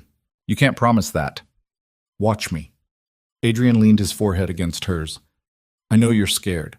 I know trusting people is hard when everyone's let you down, but I'm asking you to try. To believe that maybe this time is different. Emma opened her eyes, found him watching her with an expression so open it hurt. What if I disappoint you? Impossible. What if I'm not who you think I am? You're exactly who I think you are. You just haven't accepted it yet. Emma kissed him. It wasn't planned, wasn't thought through, just an instinct born of too many emotions and not enough words.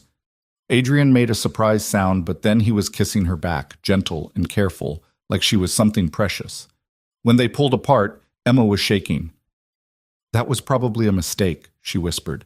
That was perfect. Adrian smiled. But also probably something we should talk about when you're not staying in my house under duress. Agreed. So we'll talk about it later. Later, Emma confirmed. But later felt impossibly far away when Adrian was looking at her like that. Footsteps on the stairs. Maya's voice calling, Are you guys done being mushy? I want to show Emma my rock collection. Adrian laughed, stepped back. We're coming, sweetness. He left, and Emma sat on the edge of the guest bed, trying to remember how to breathe normally. She just kissed her boss who was being sued for $40 million. Her boss whose 6-year-old daughter collected rocks and made cards about purple unicorns. Her boss who just said he was falling in love with her. This was a disaster. This was perfect. This was absolutely terrifying. The next 3 weeks passed in a blur of legal proceedings and security protocols and stolen moments with Adrian when Maya was asleep or at school. The FBI's case against Laurent Holdings grew stronger daily. More victims came forward. More evidence surfaced. The fraud scheme was even bigger than initially estimated, closer to $500 million across 20 countries. And Emma was at the center of it all. She gave depositions, reviewed evidence, helped investigators understand the translation patterns Laurent had used, became, against all odds, an expert in international fraud detection. The media picked up the story. Suddenly, Emma's face was on business news websites. The waitress who took down a fraud ring. From service industry to FBI witness. How one woman's language skills exposed international crime. Emma hated the attention, hated being the story instead of just living her life. But she showed up anyway, testified anyway. Did the work anyway. Because Susan was right. The best way to prove you belonged was to be indispensable. One evening, Emma was reviewing case files in Adrian's study when Maya appeared in the doorway holding a stuffed unicorn. Emma, can I ask you something? Of course, sweetie. Maya climbed into the chair across from her. Are you going to stay? Emma's heart squeezed. Stay where? Here, with us. Daddy says you're just staying until the bad people are caught, but I want you to stay forever. Emma didn't know what to say.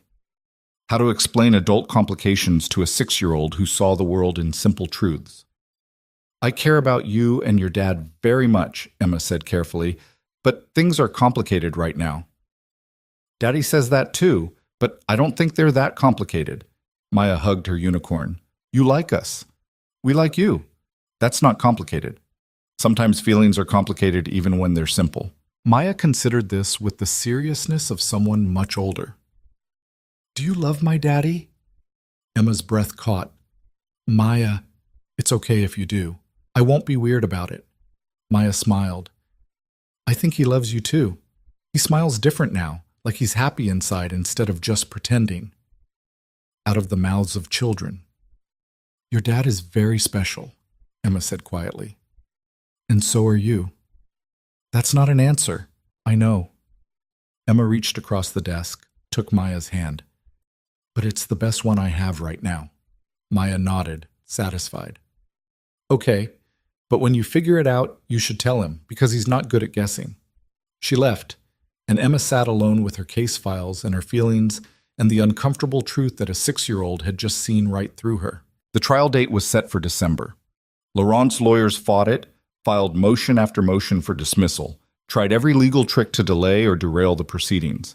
But the evidence was overwhelming, and Emma was the star witness. You ready for this? Agent Chen asked during a prep session. Emma looked at the courtroom sketches, the evidence binders, the transcripts of depositions. Not really. Good. Overconfidence gets witnesses in trouble. Nervous witnesses pay attention. Chen smiled. You're going to be fine, Ms. Vale. Just tell the truth like you've been doing. What if the truth isn't enough? It always is. Eventually. Emma wished she had Chen's certainty. The week before the trial, Emma finally moved back to her own apartment. The immediate threat had passed, security had cleared her, and staying in Adrian's guest room was becoming too complicated for all the obvious reasons. Adrian drove her home, helped carry her bags up the 5 flights of stairs. This place is terrible, he said, looking around her studio. How long have you lived here? 4 years. Emma, the lock on your door is held together with duct tape. I know. Landlord keeps promising to fix it. Adrian pulled out his phone. What are you doing? Calling my property manager. You're moving. I can't afford to move. I own a building in the South End with vacant units. You can have one at whatever rent you're paying here. Emma stared at him. You can't just give me an apartment. I'm not giving you anything. I'm offering you a lease at your current rate in a building with actual security and working locks. That's basically giving me an apartment. Then consider it hazard pay for being my star witness in a federal fraud case. Adrian's voice softened. Emma, please. I can't sleep knowing you're in a building with a broken lobby door and dealers in the hallway. People live like this, Adrian. Most people, actually. I know. And it's not right. But you don't have to anymore. He put his phone away. At least come look at the unit. If you hate it, you can stay here. Emma looked around her studio, at the water stain on the ceiling, the radiator that clanked all night, the window that wouldn't fully close. Okay, she said. I'll look. The apartment Adrian showed her the next day was on the 3rd floor of a renovated brownstone. Hardwood floors, updated kitchen, bathroom with actual water pressure, windows that locked, a bedroom separate from the living room. It was 3 times the size of her studio and probably cost 10 times as much. I can't afford this, Emma said. It's the same rent you're paying now. Adrian, I'm serious. Check the lease. He handed her a document. The monthly rent was exactly what she paid for her studio. I need tenants. You need housing. It's mutually beneficial. Emma read the lease. It was legitimate, legal, exactly what he'd promised. Why are you doing this? Because I care about you. Because you deserve better than duct tape and broken locks. Because I can help and I want to. Adrian moved closer. Let me do this, Emma. Please. Emma thought about Maya's question, about whether she loved Adrian. Looking at him now, at the genuine concern in his eyes, the way he was trying to help without making her feel like charity, she knew the answer. Okay, she said. I'll take it. Adrian's smile could have lit the city. Emma moved in over Thanksgiving weekend. Adrian and Maya helped, turning it into an adventure that involved pizza and furniture assembly and Maya's very specific opinions about where everything should go. "The couch has to face the window," Maya insisted, "so you can see the street and know when we're coming to visit." "Are you planning to visit often?" Emma asked. "Every day," Maya said confidently. "Daddy's building is only 2 blocks away. We can walk." Adrian met Emma's eyes over Maya's head, expression soft. "Every day might be excessive," he said. "Every day is perfect," Maya corrected. "Emma's family now. Family visits every day." Emma's throat went tight. Family. She'd never had that. Never had people who showed up, who stayed, who made her part of something bigger than survival. "Every day it is," she said. Maya beamed. That night, after Maya had fallen asleep on Emma's new couch and Adrian had carried her home, Emma stood in her new apartment and let herself cry. Good tears for once. Happy tears. Tears of someone who'd finally found a place to land. The trial started on a Monday. Emma wore her best suit, new, purchased specifically for this because Susan had insisted she look professional and polished and impossible to dismiss. The courtroom was packed. Journalists, investors, representatives from the companies Laurent had defrauded, and Laurent himself sitting at the defense table with 5 high-priced lawyers and an expression of absolute contempt. Emma took the stand and swore to tell the truth. The prosecutor was a woman named Henderson, sharp and methodical. She walked Emma through the night at the Celestine, the contract review, the moment of recognition. "And what did you do when you realized the translator was lying?" Henderson asked. "I spoke up," Emma said. "I told Mr. Cross that if he signed the contract, he'd be giving away his company. Even though you were just a waitress, even though you had no official standing in that room." "Yes." "Why?" Emma looked at the jury, 12 ordinary people who would decide Laurent's fate. "Because it was wrong," she said simply. "And because I knew what it felt like to be cheated by people with more power than you. I couldn't watch it happen to someone else and stay quiet." The defense attorney tried to rattle her during cross-examination, questioned her credentials, her motivations, her relationship with Adrian. "Isn't it true, Ms. Vale, that you're romantically involved with Mr. Cross?" "Objection," Henderson called. "Relevance?" "Goes to bias, Your Honor." The judge considered. "I'll allow it." Emma took a breath. "Mr. Cross and I are close friends. Nothing more." It wasn't technically a lie. They hadn't defined what they were, hadn't labeled it beyond stolen kisses and late-night conversations and Maya calling her family. But it felt like a lie anyway. The defense attorney pressed, asked about the apartment, the job, the education fund, tried to paint Emma as someone who'd fabricated evidence to benefit her benefactor. Emma held her ground, answered every question calmly, honestly, without anger or defensiveness, just the truth. When she finally stepped down, Adrian was waiting in the hallway. "You were incredible," he said. "I was terrified." "You were brave. There's a difference." He pulled her into a hug, not caring who saw. "It's almost over." But it wasn't over. Because the next day, Laurent's team brought their own witnesses, including someone Emma had never expected to see. The translator from that night at the Celestine. He took the stand and claimed Emma had misunderstood, that his translations had been accurate, that she'd fabricated the fraud to impress Adrian Cross. Emma sat in the gallery and felt her credibility crumbling. Everything came down to this: her word against a certified translator with 20 years of experience. The waitress against the professional, the nobody against the expert. Henderson fought back hard during cross-examination, played the recording from that night, brought in independent translators who confirmed Emma's version. But doubt had been planted. Emma could see it in the jury's faces. That evening, she sat in her new apartment and stared at the walls, wondering if she'd just destroyed everything she'd built. Her phone rang. Adrian. "Don't," she said when she answered. "Don't what? Don't tell me it's going to be okay. Don't tell me the jury will believe me. Don't make promises you can't keep." Silence on the other end.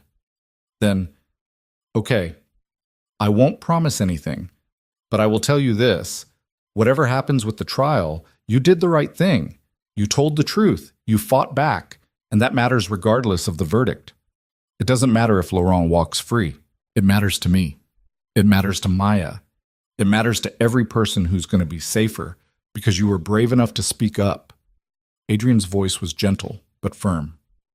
Emma, you changed everything. Win or lose, you changed everything. Emma closed her eyes. I'm scared. I know, me too. What if I let everyone down? You couldn't, not possible. Emma wanted to believe him, wanted to believe that her worth wasn't tied to the verdict, that she mattered regardless of whether 12 strangers believed her story. But a lifetime of being told she wasn't enough was hard to shake. The jury deliberated for 3 days. 3 days of waiting, wondering, trying to work but unable to focus. Emma reviewed contracts mechanically, attended meetings, went through the motions, and waited. On the 3rd day the call came. Verdict was in. Emma sat between Adrian and Marcus in the courtroom gallery, hands shaking. The jury filed in. 12 faces, expressionless. Has the jury reached a verdict? The judge asked. We have, Your Honor. Emma couldn't breathe. On the charge of wire fraud, how do you find? Guilty. The word hit like thunder. On the charge of securities fraud? Guilty. On the charge of conspiracy to commit fraud? Guilty. All counts. Every single one. Laurent's face went white. Emma felt Adrian's hand find hers, squeezed tight. The courtroom erupted, journalists rushing for doors, victims crying with relief, Laurent's lawyers immediately filing for appeal. But it was over. They'd won. Emma had won. Outside the courthouse, reporters swarmed. Emma stood on the steps with Adrian and let Henderson field the questions while she tried to process what had just happened. Justice. Real, actual justice. Not luck, not a fluke. Her truth, believed and validated and upheld. How do you feel, Miss Vale? A reporter called. Emma looked at the cameras, at the crowd, at Adrian standing beside her. I feel like I did my job, she said simply. Nothing more. But it was more. So much more than she'd ever imagined possible. That night, Adrian took her and Maya out for dinner at a restaurant where Emma had once worked as a hostess. The manager recognized her, did a double take. Emma? Emma Vale? Hi, Robert. I saw you on the news. You're the one who... He stopped, laughed. I can't believe you used to work here. Seems like a long time ago, Emma said. Because it was. That version of Emma, quiet, invisible, afraid, felt like a stranger now. Over dinner, Maya presented Emma with another drawing. This one showed 3 stick figures holding hands, purple unicorn, smaller unicorn, and a taller figure labeled Daddy. We're a family, Maya announced, so I drew us as a family. Adrian looked at Emma, question in his eyes. Emma looked at this little girl who'd claimed her from the start, at this man who'd seen past her defenses and refused to let her hide, at this life she'd accidentally stumbled into and somehow earned. Yeah, she said softly. We are. And for the first time in 30 years, Emma believed it. The week after the verdict, Emma started her MBA program at Boston University. She walked into the first class, Corporate Finance 101, and took a seat in the back row out of habit. The room filled with students who looked like they'd come straight from corner offices and consulting firms, designer bags, confident postures, the easy assurance of people who'd never questioned whether they belonged. Emma opened her laptop and tried not to think about the fact that she was older than half the class and more famous than all of them. You're Emma Vale, the woman next to her said. Not a question. Yes. I saw you on Bloomberg, the Laurent case. The woman extended her hand. Rachel Chen, I'm in corporate law. That testimony you gave was textbook perfect.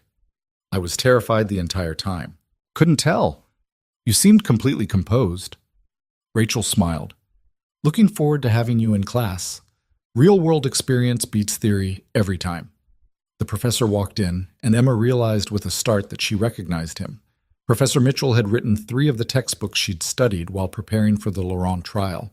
Welcome to corporate finance, he said, scanning the room. His eyes landed on Emma, and he paused. Ms. Vale, glad to have you here. Your work on the Laurent case will be excellent case study material for this class. 20 heads turned to look at Emma. She felt her face flush but held his gaze. Happy to contribute. After class, Mitchell asked her to stay. I wanted to tell you something, he said when the room had emptied. I've been teaching corporate finance for 15 years. I've had students from Harvard, Stanford, Wharton, smart kids, ambitious kids, but very few of them have ever done anything that actually mattered outside a spreadsheet. Emma didn't know what to say. You took down a $500 million fraud operation, Mitchell continued. You protected companies, saved jobs, exposed criminals. That's what this degree is supposed to prepare people to do. You've already done it. He smiled. So when you feel like you don't belong here, remember that you're the only person in this room who's already proven why this education matters. Emma walked out of that classroom with her head higher than when she'd walked in. December brought early snow and the kind of cold that made Boston feel like it was punishing you for living there. Emma spent her mornings at Cross Industries reviewing contracts, her afternoons in MBA classes, and her evenings either studying or at Adrian's townhouse with Maya. The rhythm of it felt sustainable, almost normal, except for the part where she was falling more in love with Adrian every day and had no idea what to do about it. They hadn't talked about the kiss, hadn't defined what they were to each other beyond colleagues and friends and co-parents to a 6-year-old who kept drawing them as a family unit. Emma knew she should bring it up, have the conversation, be an adult about it. But every time she tried, fear caught her throat. What if he'd changed his mind? What if the trial had been too much stress and he'd realized she was too complicated, too damaged, too much work? What if she finally said, I love you, and he didn't say it back? The Thursday before Christmas, Emma was working late when Susan stopped by her office. You're still here, Susan observed. Final contracts review before the holiday break. Emma, it's 8 p.m. on a Thursday. The contracts will survive until Monday. Susan sat down. Can I give you some advice? Always. Stop punishing yourself. Emma looked up. What? You're working 14-hour days, taking a full MBA course load, volunteering for every difficult assignment that comes through. You're trying to prove you deserve to be here. Susan's voice was gentle but firm. You already proved it. Now you're just exhausting yourself. I'm fine. You're running on fumes and fear. Susan leaned forward. Emma, I've watched you for 3 months now. You're brilliant at what you do, but you're also terrified that the moment you slow down, someone's going to realize you don't belong and take it all away. Emma felt exposed. Is it that obvious? Only to people who've been there. Susan smiled sadly. I worked 80-hour weeks for my first 5 years at Cross Industries. Took every case, never said no, barely slept. I thought if I just worked hard enough, I'd finally feel secure. You know what happened? What? I burned out, had a panic attack in the middle of a deposition, and ended up in the ER. Susan paused. Adrian found me there, sat with me for 6 hours, and when I tried to apologize for being weak, he told me something I've never forgotten. What did he say? He said that strength isn't about never breaking. It's about knowing when to stop before you shatter completely. Susan stood. Go home, Emma. Rest. Spend time with people who matter. The work will be here Monday, but if you keep going like this, you won't be. Emma sat alone in her office after Susan left, staring at contracts that suddenly seemed less important than they had an hour ago. Her phone buzzed. Text from Adrian. Maya wants to know if you're coming for dinner. She made a gingerbread house and needs an expert opinion. Emma looked at the stack of work on her desk, then at her phone. She texted back, Be there in 20 minutes. The work could wait. Christmas Eve found Emma in Adrian's kitchen helping Maya decorate cookies while Adrian attempted to assemble a bicycle that Maya didn't know she was getting. This one's you, Maya said, holding up a cookie decorated with purple icing. And this one's Daddy. And this one's me. We're a cookie family. We're a delicious cookie family, Emma said. Maya giggled. Can I ask you something? Sure, sweetie. Are you going to marry Daddy? Emma nearly dropped the icing bag. What? My friend Zoe says when adults like each other and spend all their time together, they get married. You and Daddy like each other, right? Emma glanced toward the living room where Adrian was cursing softly at bicycle instructions. Your Daddy and I are friends. But you love him. It wasn't a question. Emma looked at this impossibly perceptive 6-year-old who saw truth like other people saw colors. Yeah, she said quietly. I do. Then why don't you tell him? Because sometimes love is complicated. Why? Because people get scared. Because we worry about losing things we care about. Because we've been hurt before, and we're afraid it'll happen again. Maya considered this with the gravity of a philosopher. That's silly. Why? Because if you love someone and they love you back, you should just be together. Worrying about it doesn't change anything. It just makes you sad while you wait. Out of the mouths of children. When did you get so wise? Emma asked. I'm 6.5, Maya said seriously. That's very old. Adrian appeared in the doorway, covered in bike grease and frustration. That bicycle is an engineering nightmare. I have 3 extra parts and no idea where they go. Need help? Emma asked. Desperately. They left Maya decorating cookies and went to the living room. Emma looked at the half-assembled bicycle and the instruction manual written in what appeared to be 3 languages, none of them helpful. Okay, she said. Let's figure this out. They worked together in comfortable silence, Emma reading instructions while Adrian assembled pieces. At some point their hands brushed, and neither pulled away. At some point Adrian's shoulder pressed against hers, and Emma leaned into the warmth. Emma, Adrian said quietly. We need to talk. Emma's heart stuttered. About? About us. About what we're doing here. He set down a wrench. I told you I was falling in love with you. That was months ago. And we've just existed around it, not talking about it, not dealing with it. I know. I need to know where you stand because I can't keep doing this halfway thing where we're more than friends but less than together. It's killing me. Emma took a breath. I'm scared. Of what? Of all of it. Of loving you and losing you. Of Maya getting attached and then something happening and her losing another person who matters. Emma's voice cracked. I've lost everything I've ever cared about, Adrian. I don't know how to trust that this will be different. So we just stay stuck? Forever in limbo because you're afraid? I don't know what else to do. Adrian turned to face her fully. You could choose to believe me. When I say I'm not going anywhere, when I say you matter to me and Maya, when I say I love you and I want to build a life with you, his voice was rough with emotion. You could choose to trust that maybe this time you get to keep something good. What if I don't know how? Then I'll teach you. Adrian reached for her hand. Emma, I know you've been hurt. I know people have let you down your whole life. But I'm asking you to take a risk on me. On us, because I think we could be something amazing if you just let yourself believe it.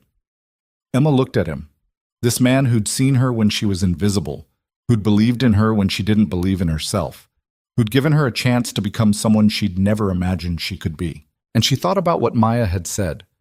Worrying doesn't change anything. It just makes you sad while you wait. I love you, Emma said. I've loved you for months.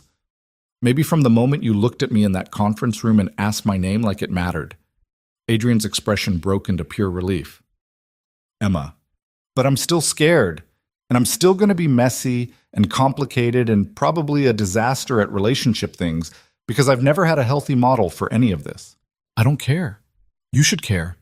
I'm serious about this, Adrian. I don't know how to do family.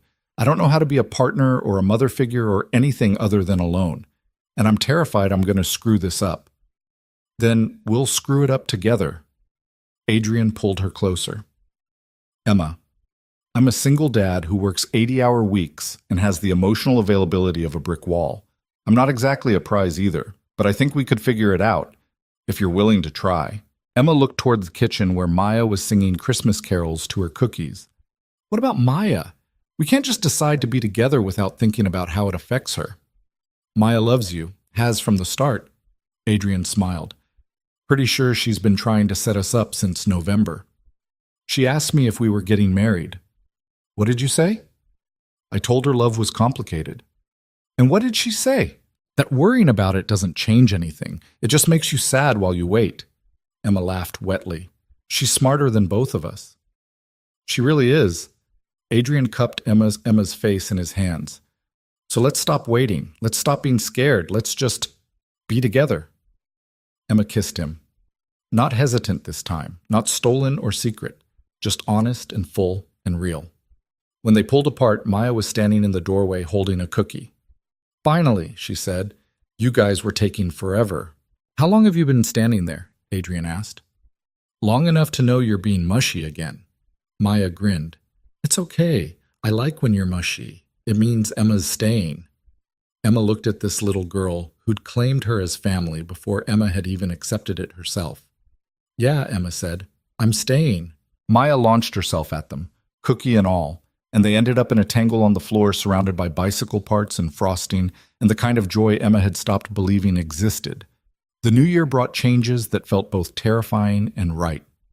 Emma officially moved her things into Adrian's townhouse, not because she had to, but because Maya had converted the guest room into an art studio and declared that Emma's apartment was too far away for family. Adrian introduced her to the board as his partner, both professionally and personally. Some of the board members looked surprised. Most looked like they'd been expecting this for months. About time, one of them said. You two have been dancing around it since October. Emma started teaching a section at BU as a guest lecturer, real-world applications of international contract law. Her first class had 40 students. By the third week, it had 60, with people auditing just to hear her break down the Laurent case. And she kept working at Cross Industries, but differently now. Not trying to prove herself with every assignment, just doing excellent work because that's who she was. In February, Laurent was sentenced to 18 years in federal prison. Emma didn't attend the sentencing, didn't need the closure. She'd already moved past it. March brought Maya's 7th birthday and a party that Emma co-hosted with an anxiety that Adrian found hilarious. It's 15 six-year-olds eating cake, he said, not a corporate merger. They're scarier than corporate mergers, Emma insisted. At least executives don't throw cupcakes. The party went fine. Maya declared it the best birthday ever. Emma found purple frosting in her hair for 3 days afterward and decided Adrian had been right about the merger comparison. In April, Emma graduated from her first semester of the MBA program with a 4.0 GPA. Adrian and Maya came to the small ceremony, Maya holding a sign that said, Emma is the smartest, in purple glitter. I'm not the smartest, Emma protested. You're the smartest to us, Maya said. That counts more. In May, Cross Industries announced a new division, International Contract Security, headed by Emma Vale. Her job was to train other companies on how to spot fraud, how to verify translations, how to protect themselves from the kind of trap Laurent had set. The business press wrote articles about it, called it innovative, called Emma a pioneer. Emma just called it doing work that mattered. But the moment that changed everything came in June. Emma was in her office reviewing a training manual when Adrian appeared with Maya, both of them looking nervous. We need to talk to you about something, Adrian said. Emma's stomach dropped. What's wrong? Nothing's wrong. Adrian looked at Maya, who nodded encouragement. It's just, we've been thinking about our family, about how it's structured. Okay? Maya stepped forward. Emma, you're basically my mom now. You help with homework and make me lunch and tell me when I'm being bratty, but you're not officially my mom, and we want you to be. Emma's breath stopped. We know it's fast, Adrian said quickly. We know we've only been together for 6 months officially, but it feels right. And Maya and I, we want you to be part of this family in every way. Legally, officially, permanently. He pulled out a small box. Emma's hands went to her mouth. Emma Vale, Adrian said, opening the box to reveal a simple gold band with a small diamond. Will you marry me? Will you be Maya's mom and my wife and part of this weird, beautiful family we've built? Emma looked at them. This man who'd seen her worth before she'd seen it herself.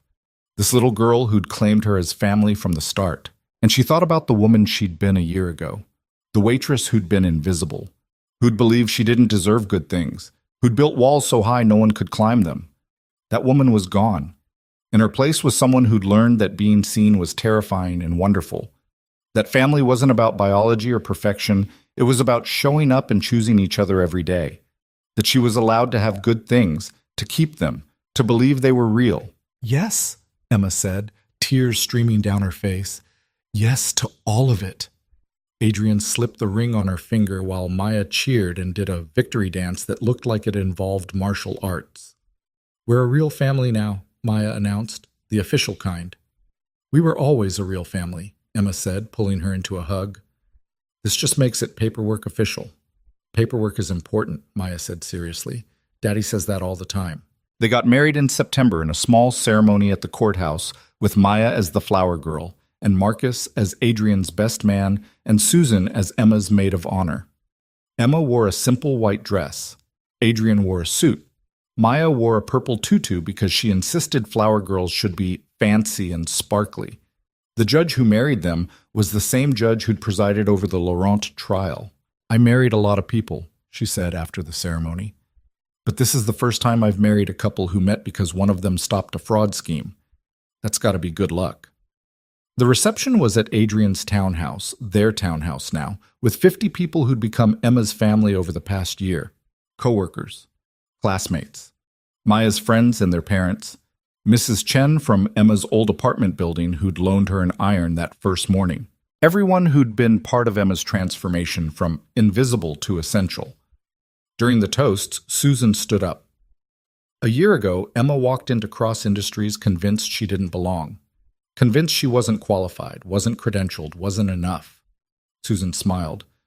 Today she runs our fastest growing division, teaches at one of the top business schools in the country, and is married to my boss, which makes family dinners very confusing from an org chart perspective. Laughter rippled through the room. But more than that, Susan continued, Emma proved something I think we all need to remember. That your worth isn't defined by where you started or what degrees you have or whether people believe in you. It's defined by what you do when the moment comes, by whether you speak up when it's easier to stay quiet, by whether you choose courage over comfort. Susan raised her glass. To Emma, who chose courage and changed everything. To Emma, the room echoed. Emma stood, overwhelmed, and felt Adrian's hand find hers under the table. "I should say something," she whispered. "You don't have to." "I want to." She stood, glass in hand, looking at all these faces. A year ago, I was serving drinks in a private dining room and trying to be invisible. Trying not to be noticed, not to matter, not to take up space. Emma's voice was steady. I'd spent my whole life believing that people like me didn't get to have lives like this. That we survived, maybe, but we didn't thrive. We didn't get chosen. We didn't get to keep good things. She looked at Adrian, at Maya, sitting on her dad's lap. And then I met you. And you saw me. Not who I thought I should be, not who I was trying to be. Just me. And you made me believe that maybe I was worth seeing. Emma's throat was tight. So this isn't just a wedding. It's not just paperwork or a legal contract. It's me finally accepting that I get to have this, that I'm allowed to be happy, that I'm allowed to belong. She raised her glass higher. To everyone in this room who believed in me before I believed in myself, thank you for giving me a family. Thank you for giving me a home. Thank you for teaching me that courage isn't about not being afraid. It's about being terrified and doing it anyway. The room erupted in applause. Later, after the guests had left and Maya had fallen asleep in her room surrounded by cake-stained stuffed animals, Emma and Adrian stood on the back porch looking at the city lights. Happy? Adrian asked. Terrified, Emma admitted. But yes, very happy. The terrified part gets easier. Does it? Not really. But you get better at living with it. Adrian pulled her close. I'm proud of you, for all of it, but especially for letting yourself have this. I almost didn't. I know. I almost ran away about 6 different times. I know that too. Adrian kissed her forehead. But you didn't. You stayed. You chose this. That's what matters. Emma thought about the woman she'd been, the foster kid, the waitress, the person who'd believed she wasn't allowed to want things. That woman had saved a billionaire's company because she'd seen a trap and refused to stay silent. And in doing so, she'd saved herself. Not from poverty or obscurity or invisibility, though she'd escaped all of those. She'd saved herself from the belief that she didn't deserve to be saved. I love you, Emma said. Both of you. This whole weird, beautiful mess of a family. We love you too, Adrian said. Welcome home, Emma Vale. And standing there in the autumn air with her husband's arms around her and her daughter sleeping upstairs, and a life she'd built from courage and chance, Emma finally believed it. She was home, not because of where she lived or what she did or who she'd married, but because she'd finally learned the most important lesson of all, that being seen wasn't dangerous. Being invisible was. And she was done hiding. 2 years later, Emma stood in front of a room full of business students at Boston University, teaching her fourth semester of international contract law. The class had grown to 90 students. Word had spread that Professor Vale didn't just teach theory, she taught survival. The Laurent case, she said, pulling up the now famous contract on the screen, wasn't won because I had a law degree or corporate training. It was won because I understood something that credentials can't teach you. A hand went up. What's that, Professor? Emma smiled. That the people trying to cheat you are counting on you to assume you're not smart enough to catch them. They're counting on you to stay quiet, to defer to experts, to trust that someone else will notice the problem. She paused. The moment you realize that your perspective matters, that what you see and know and understand has value, that's when you become dangerous to people who profit from your silence. After class, a young woman approached Emma's desk. She looked nervous, clutching her backpack like a shield. Professor Vale, can I ask you something personal? Sure. I saw your story about how you were a waitress before all this. The student's voice was quiet. I'm working 3 jobs to pay for school, no family support, and sometimes I wonder if I even belong here. If people like me are supposed to have careers like this. Emma saw herself in this girl, saw the doubt and fear and desperate hope. What's your name? She asked. Maria. Maria, can I tell you something? Please. 2 years ago, I was where you are. Convinced I didn't belong. Convinced that people like us, people who had to fight for everything, weren't supposed to make it. Emma leaned forward. But here's what I learned. The fact that you had to fight for it means you understand its value in ways privileged people never will. You see traps they miss. You ask questions they don't think to ask. You work harder because you know what it's like to have nothing. But what if I fail? Then you fail, and you get back up because that's what people like us do. Emma smiled. You belong here, Maria. Not despite where you came from, but because of it. Don't forget that. The girl left with tears in her eyes and her head held higher. Emma packed up her materials and headed to Cross Industries, where she had a meeting with a new client, a tech startup that had been approached by overseas investors with contracts that seemed too good to be true. They were. Emma found the traps in 20 minutes, saved the company from a hostile takeover disguised as a partnership. Just another Tuesday. That evening, she came home to find Maya, now 9, doing homework at the kitchen table while Adrian attempted to cook something that involved a recipe and actual measuring cups. How was school? Emma asked Maya. Good. We're learning about women in business, and I did my report on you. On me? You saved companies and caught bad guys, and you used to be a waitress. That's way cooler than most people's moms. Maya looked up. Is it weird that I told everyone my mom is basically a superhero? Emma's heart squeezed. She'd legally adopted Maya 6 months after the wedding, but Maya had been calling her mom since the engagement. Not weird at all, Emma said, ruffling Maya's hair. Good, because Tommy said his mom is a lawyer and I said my mom catches criminals, so I win. Adrian laughed from the stove. I'm not sure motherhood is a competition, sweetness. Everything's a competition if you try hard enough, Maya said sagely. That night, after Maya was asleep and the dishes were done, Emma and Adrian sat on the couch with wine and comfortable silence. Susan's retiring next year, Adrian said casually. She wants to recommend you as her replacement. Emma nearly spilled her wine. As general counsel? Adrian, I'm not even a lawyer. You will be. You're graduating law school in May. Emma had started law school part-time the year after her MBA. Because Susan had been right. Credentials mattered, even when you'd already proven yourself. That's still different from being general counsel of a major corporation. Emma. Adrian turned to face her. You've been doing the job for 2 years. You run the contract security division. You consult on every major deal we make. You teach law students how to spot fraud.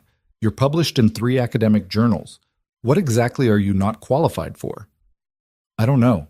It just feels like too much too fast. Or maybe it feels like finally getting everything you deserved all along. Emma thought about that. About the waitress she'd been. About the woman she'd become. About the life she'd built not through luck or charity, but through courage and competence and refusing to stay invisible. Okay, she said. Tell Susan I'm interested. Adrian grinned. Already did. She said, and I quote, about damn time she stopped underestimating herself. Emma laughed. She would say that. 3 years after that, Emma was promoted to General Counsel of Cross Industries. The announcement made the business press. Former waitress turned top legal executive. The ultimate rags to riches story. Except it wasn't about rags to riches.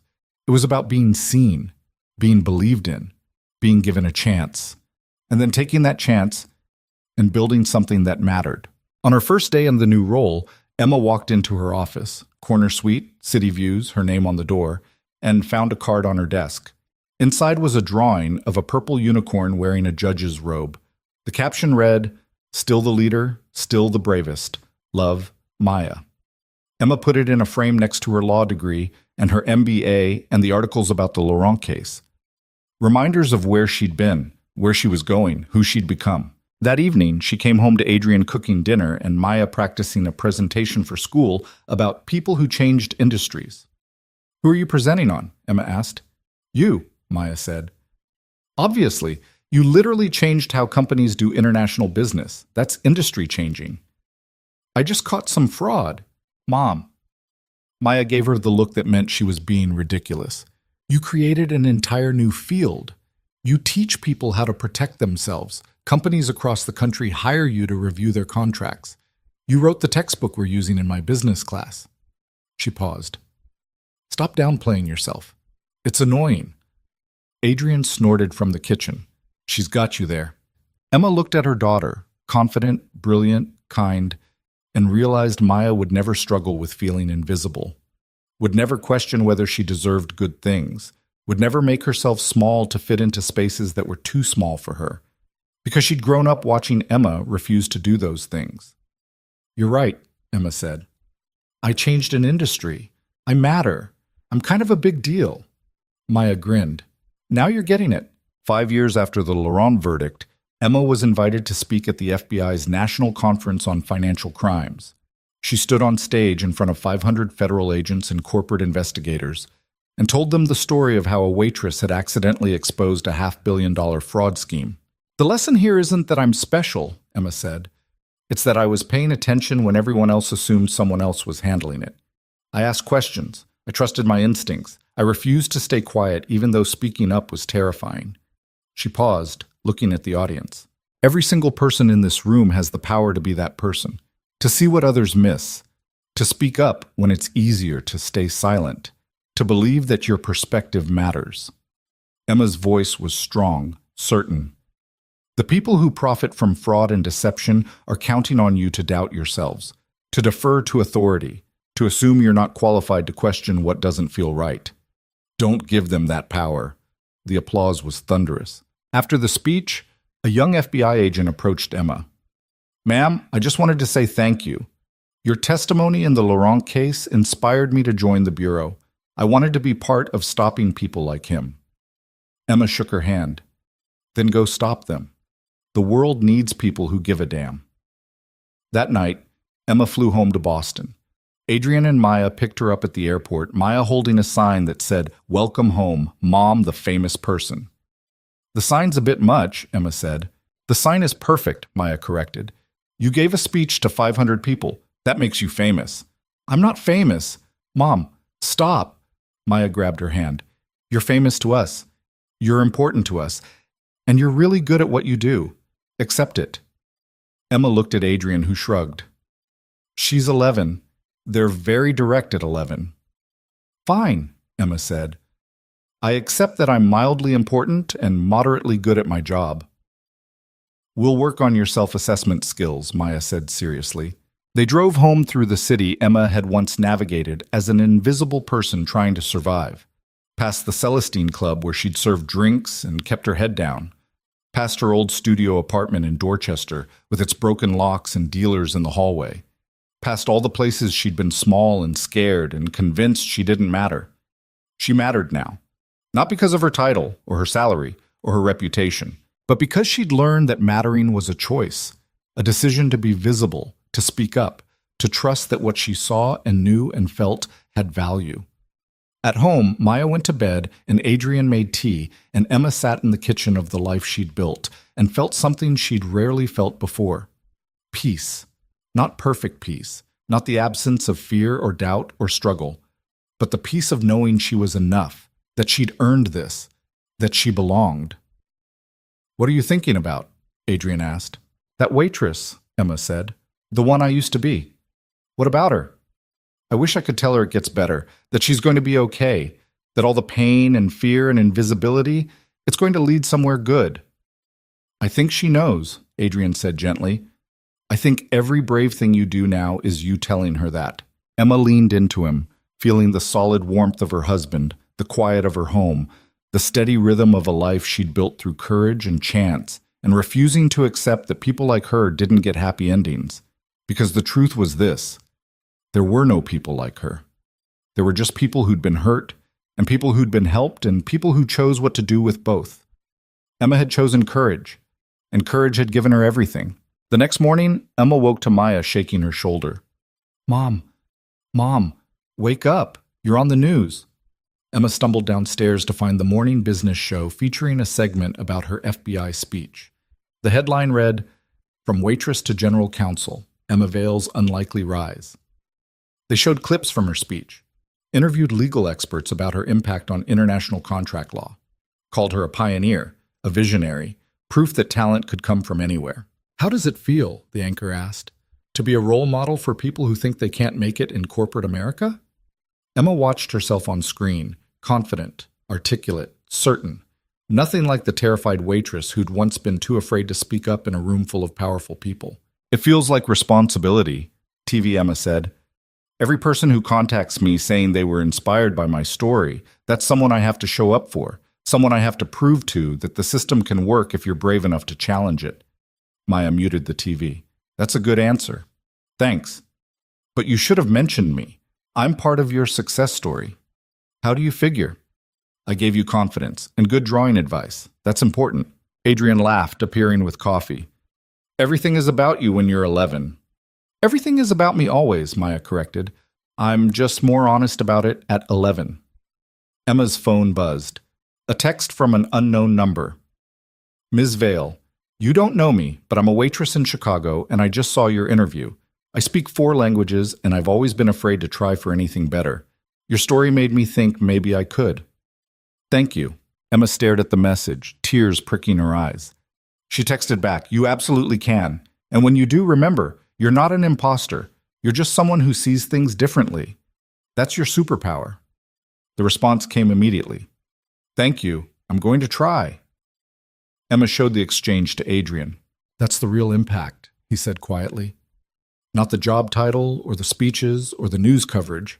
It's that message, that person who's going to take a risk because you showed them it's possible." "No pressure," Emma said, but she was smiling. Because that was the point, wasn't it? Not to be perfect or flawless or some impossible ideal. Just to show up, to try, to prove that courage was available to anyone willing to reach for it. That evening, Emma got a call from the dean at BU. "Emma, I have a proposition for you.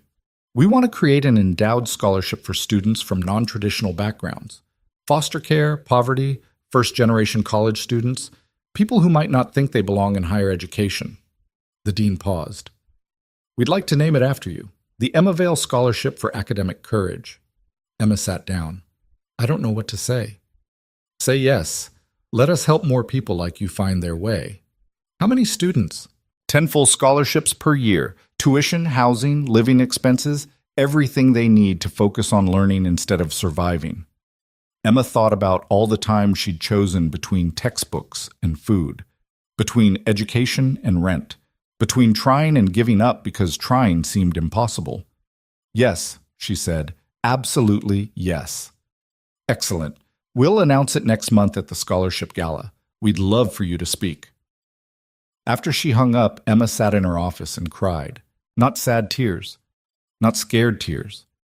Tears of someone who'd finally learned that her story mattered, that her struggle had value, that she could turn pain into purpose. Maya found her like that. "Why are you crying?" she asked, concerned. "Happy tears," Emma said. "They're creating a scholarship named after me." "Of course they are. You're the Emma Vale." Maya climbed into her lap despite being 11 and too big for it. "Are you going to give a speech?" "Apparently." "Good. You're excellent at speeches, very inspiring and stuff." Maya paused. "Can I come?" I want to see you be famous in person. I'm not famous. Maya put a hand over Emma's mouth. We've been through this, Mom. You're famous. Accept it. Emma laughed, kissed her daughter's forehead, and accepted it. The scholarship gala was black tie formal at a hotel Emma had once cleaned as part of a night shift job. She stood in the ballroom where she'd once vacuumed carpets and emptied trash cans, now wearing a designer gown and preparing to give a speech to donors who would fund scholarships in her name. The irony wasn't lost on her. When it was time, Emma took the stage and looked at the audience. Wealthy donors, university officials, scholarship recipients. And in the front row, Adrian and Maya, both dressed up, both beaming with pride. 10 years ago, Emma said, I was working as a waitress. I had no degree, no connections, no reason to believe I'd ever be anything other than invisible. But I had one thing that changed everything. She paused. I had the audacity to believe that what I knew mattered, that my perspective had value, that being self-taught didn't make me less qualified than someone who'd gone through traditional channels. She looked directly at the scholarship recipients in the audience. The Emma Vale Scholarship isn't about giving charity to people who can't afford education. It's about investing in people who see the world differently because they've had to fight for every opportunity. People who spot traps others miss because they've lived in environments where missing them meant disaster. People who ask questions others don't think to ask because they understand that assumptions are expensive. Emma's voice grew stronger. This scholarship is about telling students from foster care, from poverty, from backgrounds that aren't supposed to produce success stories, telling them that they belong here, that their struggle has value, that the system needs their perspective precisely because it's different from the traditional path. She paused, letting the words land. Because here's what I've learned. The greatest innovations, the biggest breakthroughs, the most important discoveries often come from people who approached problems from angles no one else considered. People who didn't know the right way to do things, so they found better ways instead. Don't let anyone tell you that you don't belong. Don't let anyone convince you that your path makes you less qualified. And for heaven's sake, don't stay quiet when you see something wrong because you think someone more credentialed should handle it. Speak up. Trust yourself. Be brave. The world needs what you see. The applause was deafening. After the ceremony, students approached Emma with stories similar to hers. Foster care backgrounds, poverty, trauma, and dreams they'd been afraid to pursue until they saw someone like them make it. I'm starting law school next year, one young woman said. Because of your story, because you proved it's possible. You proved it's possible, Emma corrected. I just showed you what you already had inside you. On the drive home, Maya was uncharacteristically quiet. What's on your mind, sweetness? Adrian asked. I was just thinking, Maya said. Mom went through all that hard stuff when she was young. And it was really unfair, but if she hadn't, she might not be who she is now. She might not save companies or teach people or create scholarships. She paused. Does that mean bad things can turn into good things? Emma and Adrian exchanged glances. Sometimes, Emma said carefully. Not always. And that doesn't make the bad things okay or justified. But sometimes we can take the pain we've experienced and transform it into something that helps other people. Like how you turned being invisible into teaching people to be seen. Exactly like that. Maya nodded, satisfied. That's pretty cool, Mom. You're pretty cool, kid. I know, Maya said. I take after you. That night, after Maya was asleep, Emma stood on the back porch looking at the city lights and thinking about the speech she'd given, about the students who'd approached her with hope in their eyes, about the waitress in Chicago who'd texted her, about Maya's observation that pain could become purpose. Adrian joined her, wrapping an arm around her waist. Big day, he said. Yeah. How do you feel? Emma thought about it, really thought about it. Grateful, she said finally, for all of it, even the hard parts. Because they made me who I am. And who are you? Emma smiled. Someone who matters, someone who sees things others miss, someone who's not afraid to speak up anymore. Someone who changed the world, Adrian added, maybe just a corner of it. A pretty important corner. They stood together in the darkness, and Emma thought about the journey from invisible to essential, from worthless to valued, from afraid to brave. It hadn't been smooth, hadn't been perfect, had involved setbacks and fears and moments when she'd wanted to give up. But she hadn't given up. And that made all the difference. Years later, Emma would look back on her life and see it clearly. Not as a rags to riches fairy tale, but as a lesson in the power of courage. The courage to speak when silence was safer, to believe in yourself when no one else did, to take up space when you'd been taught to stay small. She'd learned that strength wasn't about never being afraid. It was about being terrified and doing the brave thing anyway. That worth wasn't determined by credentials or background or who believed in you. It was determined by what you did when the moment came. That family wasn't about blood or biology. It was about choosing each other every day, about showing up, about love as an action, not just a feeling. And most importantly, she'd learned that being seen wasn't dangerous. Staying invisible was. Because invisible people couldn't change the world, couldn't save companies, couldn't inspire students or create scholarships or prove that people from nowhere could become someone. Emma had refused to stay invisible, and in doing so, she'd become exactly who she was always meant to be. Not perfect, not flawless, not without fear or doubt or struggle, just brave enough to try. And brave enough turned out to be enough.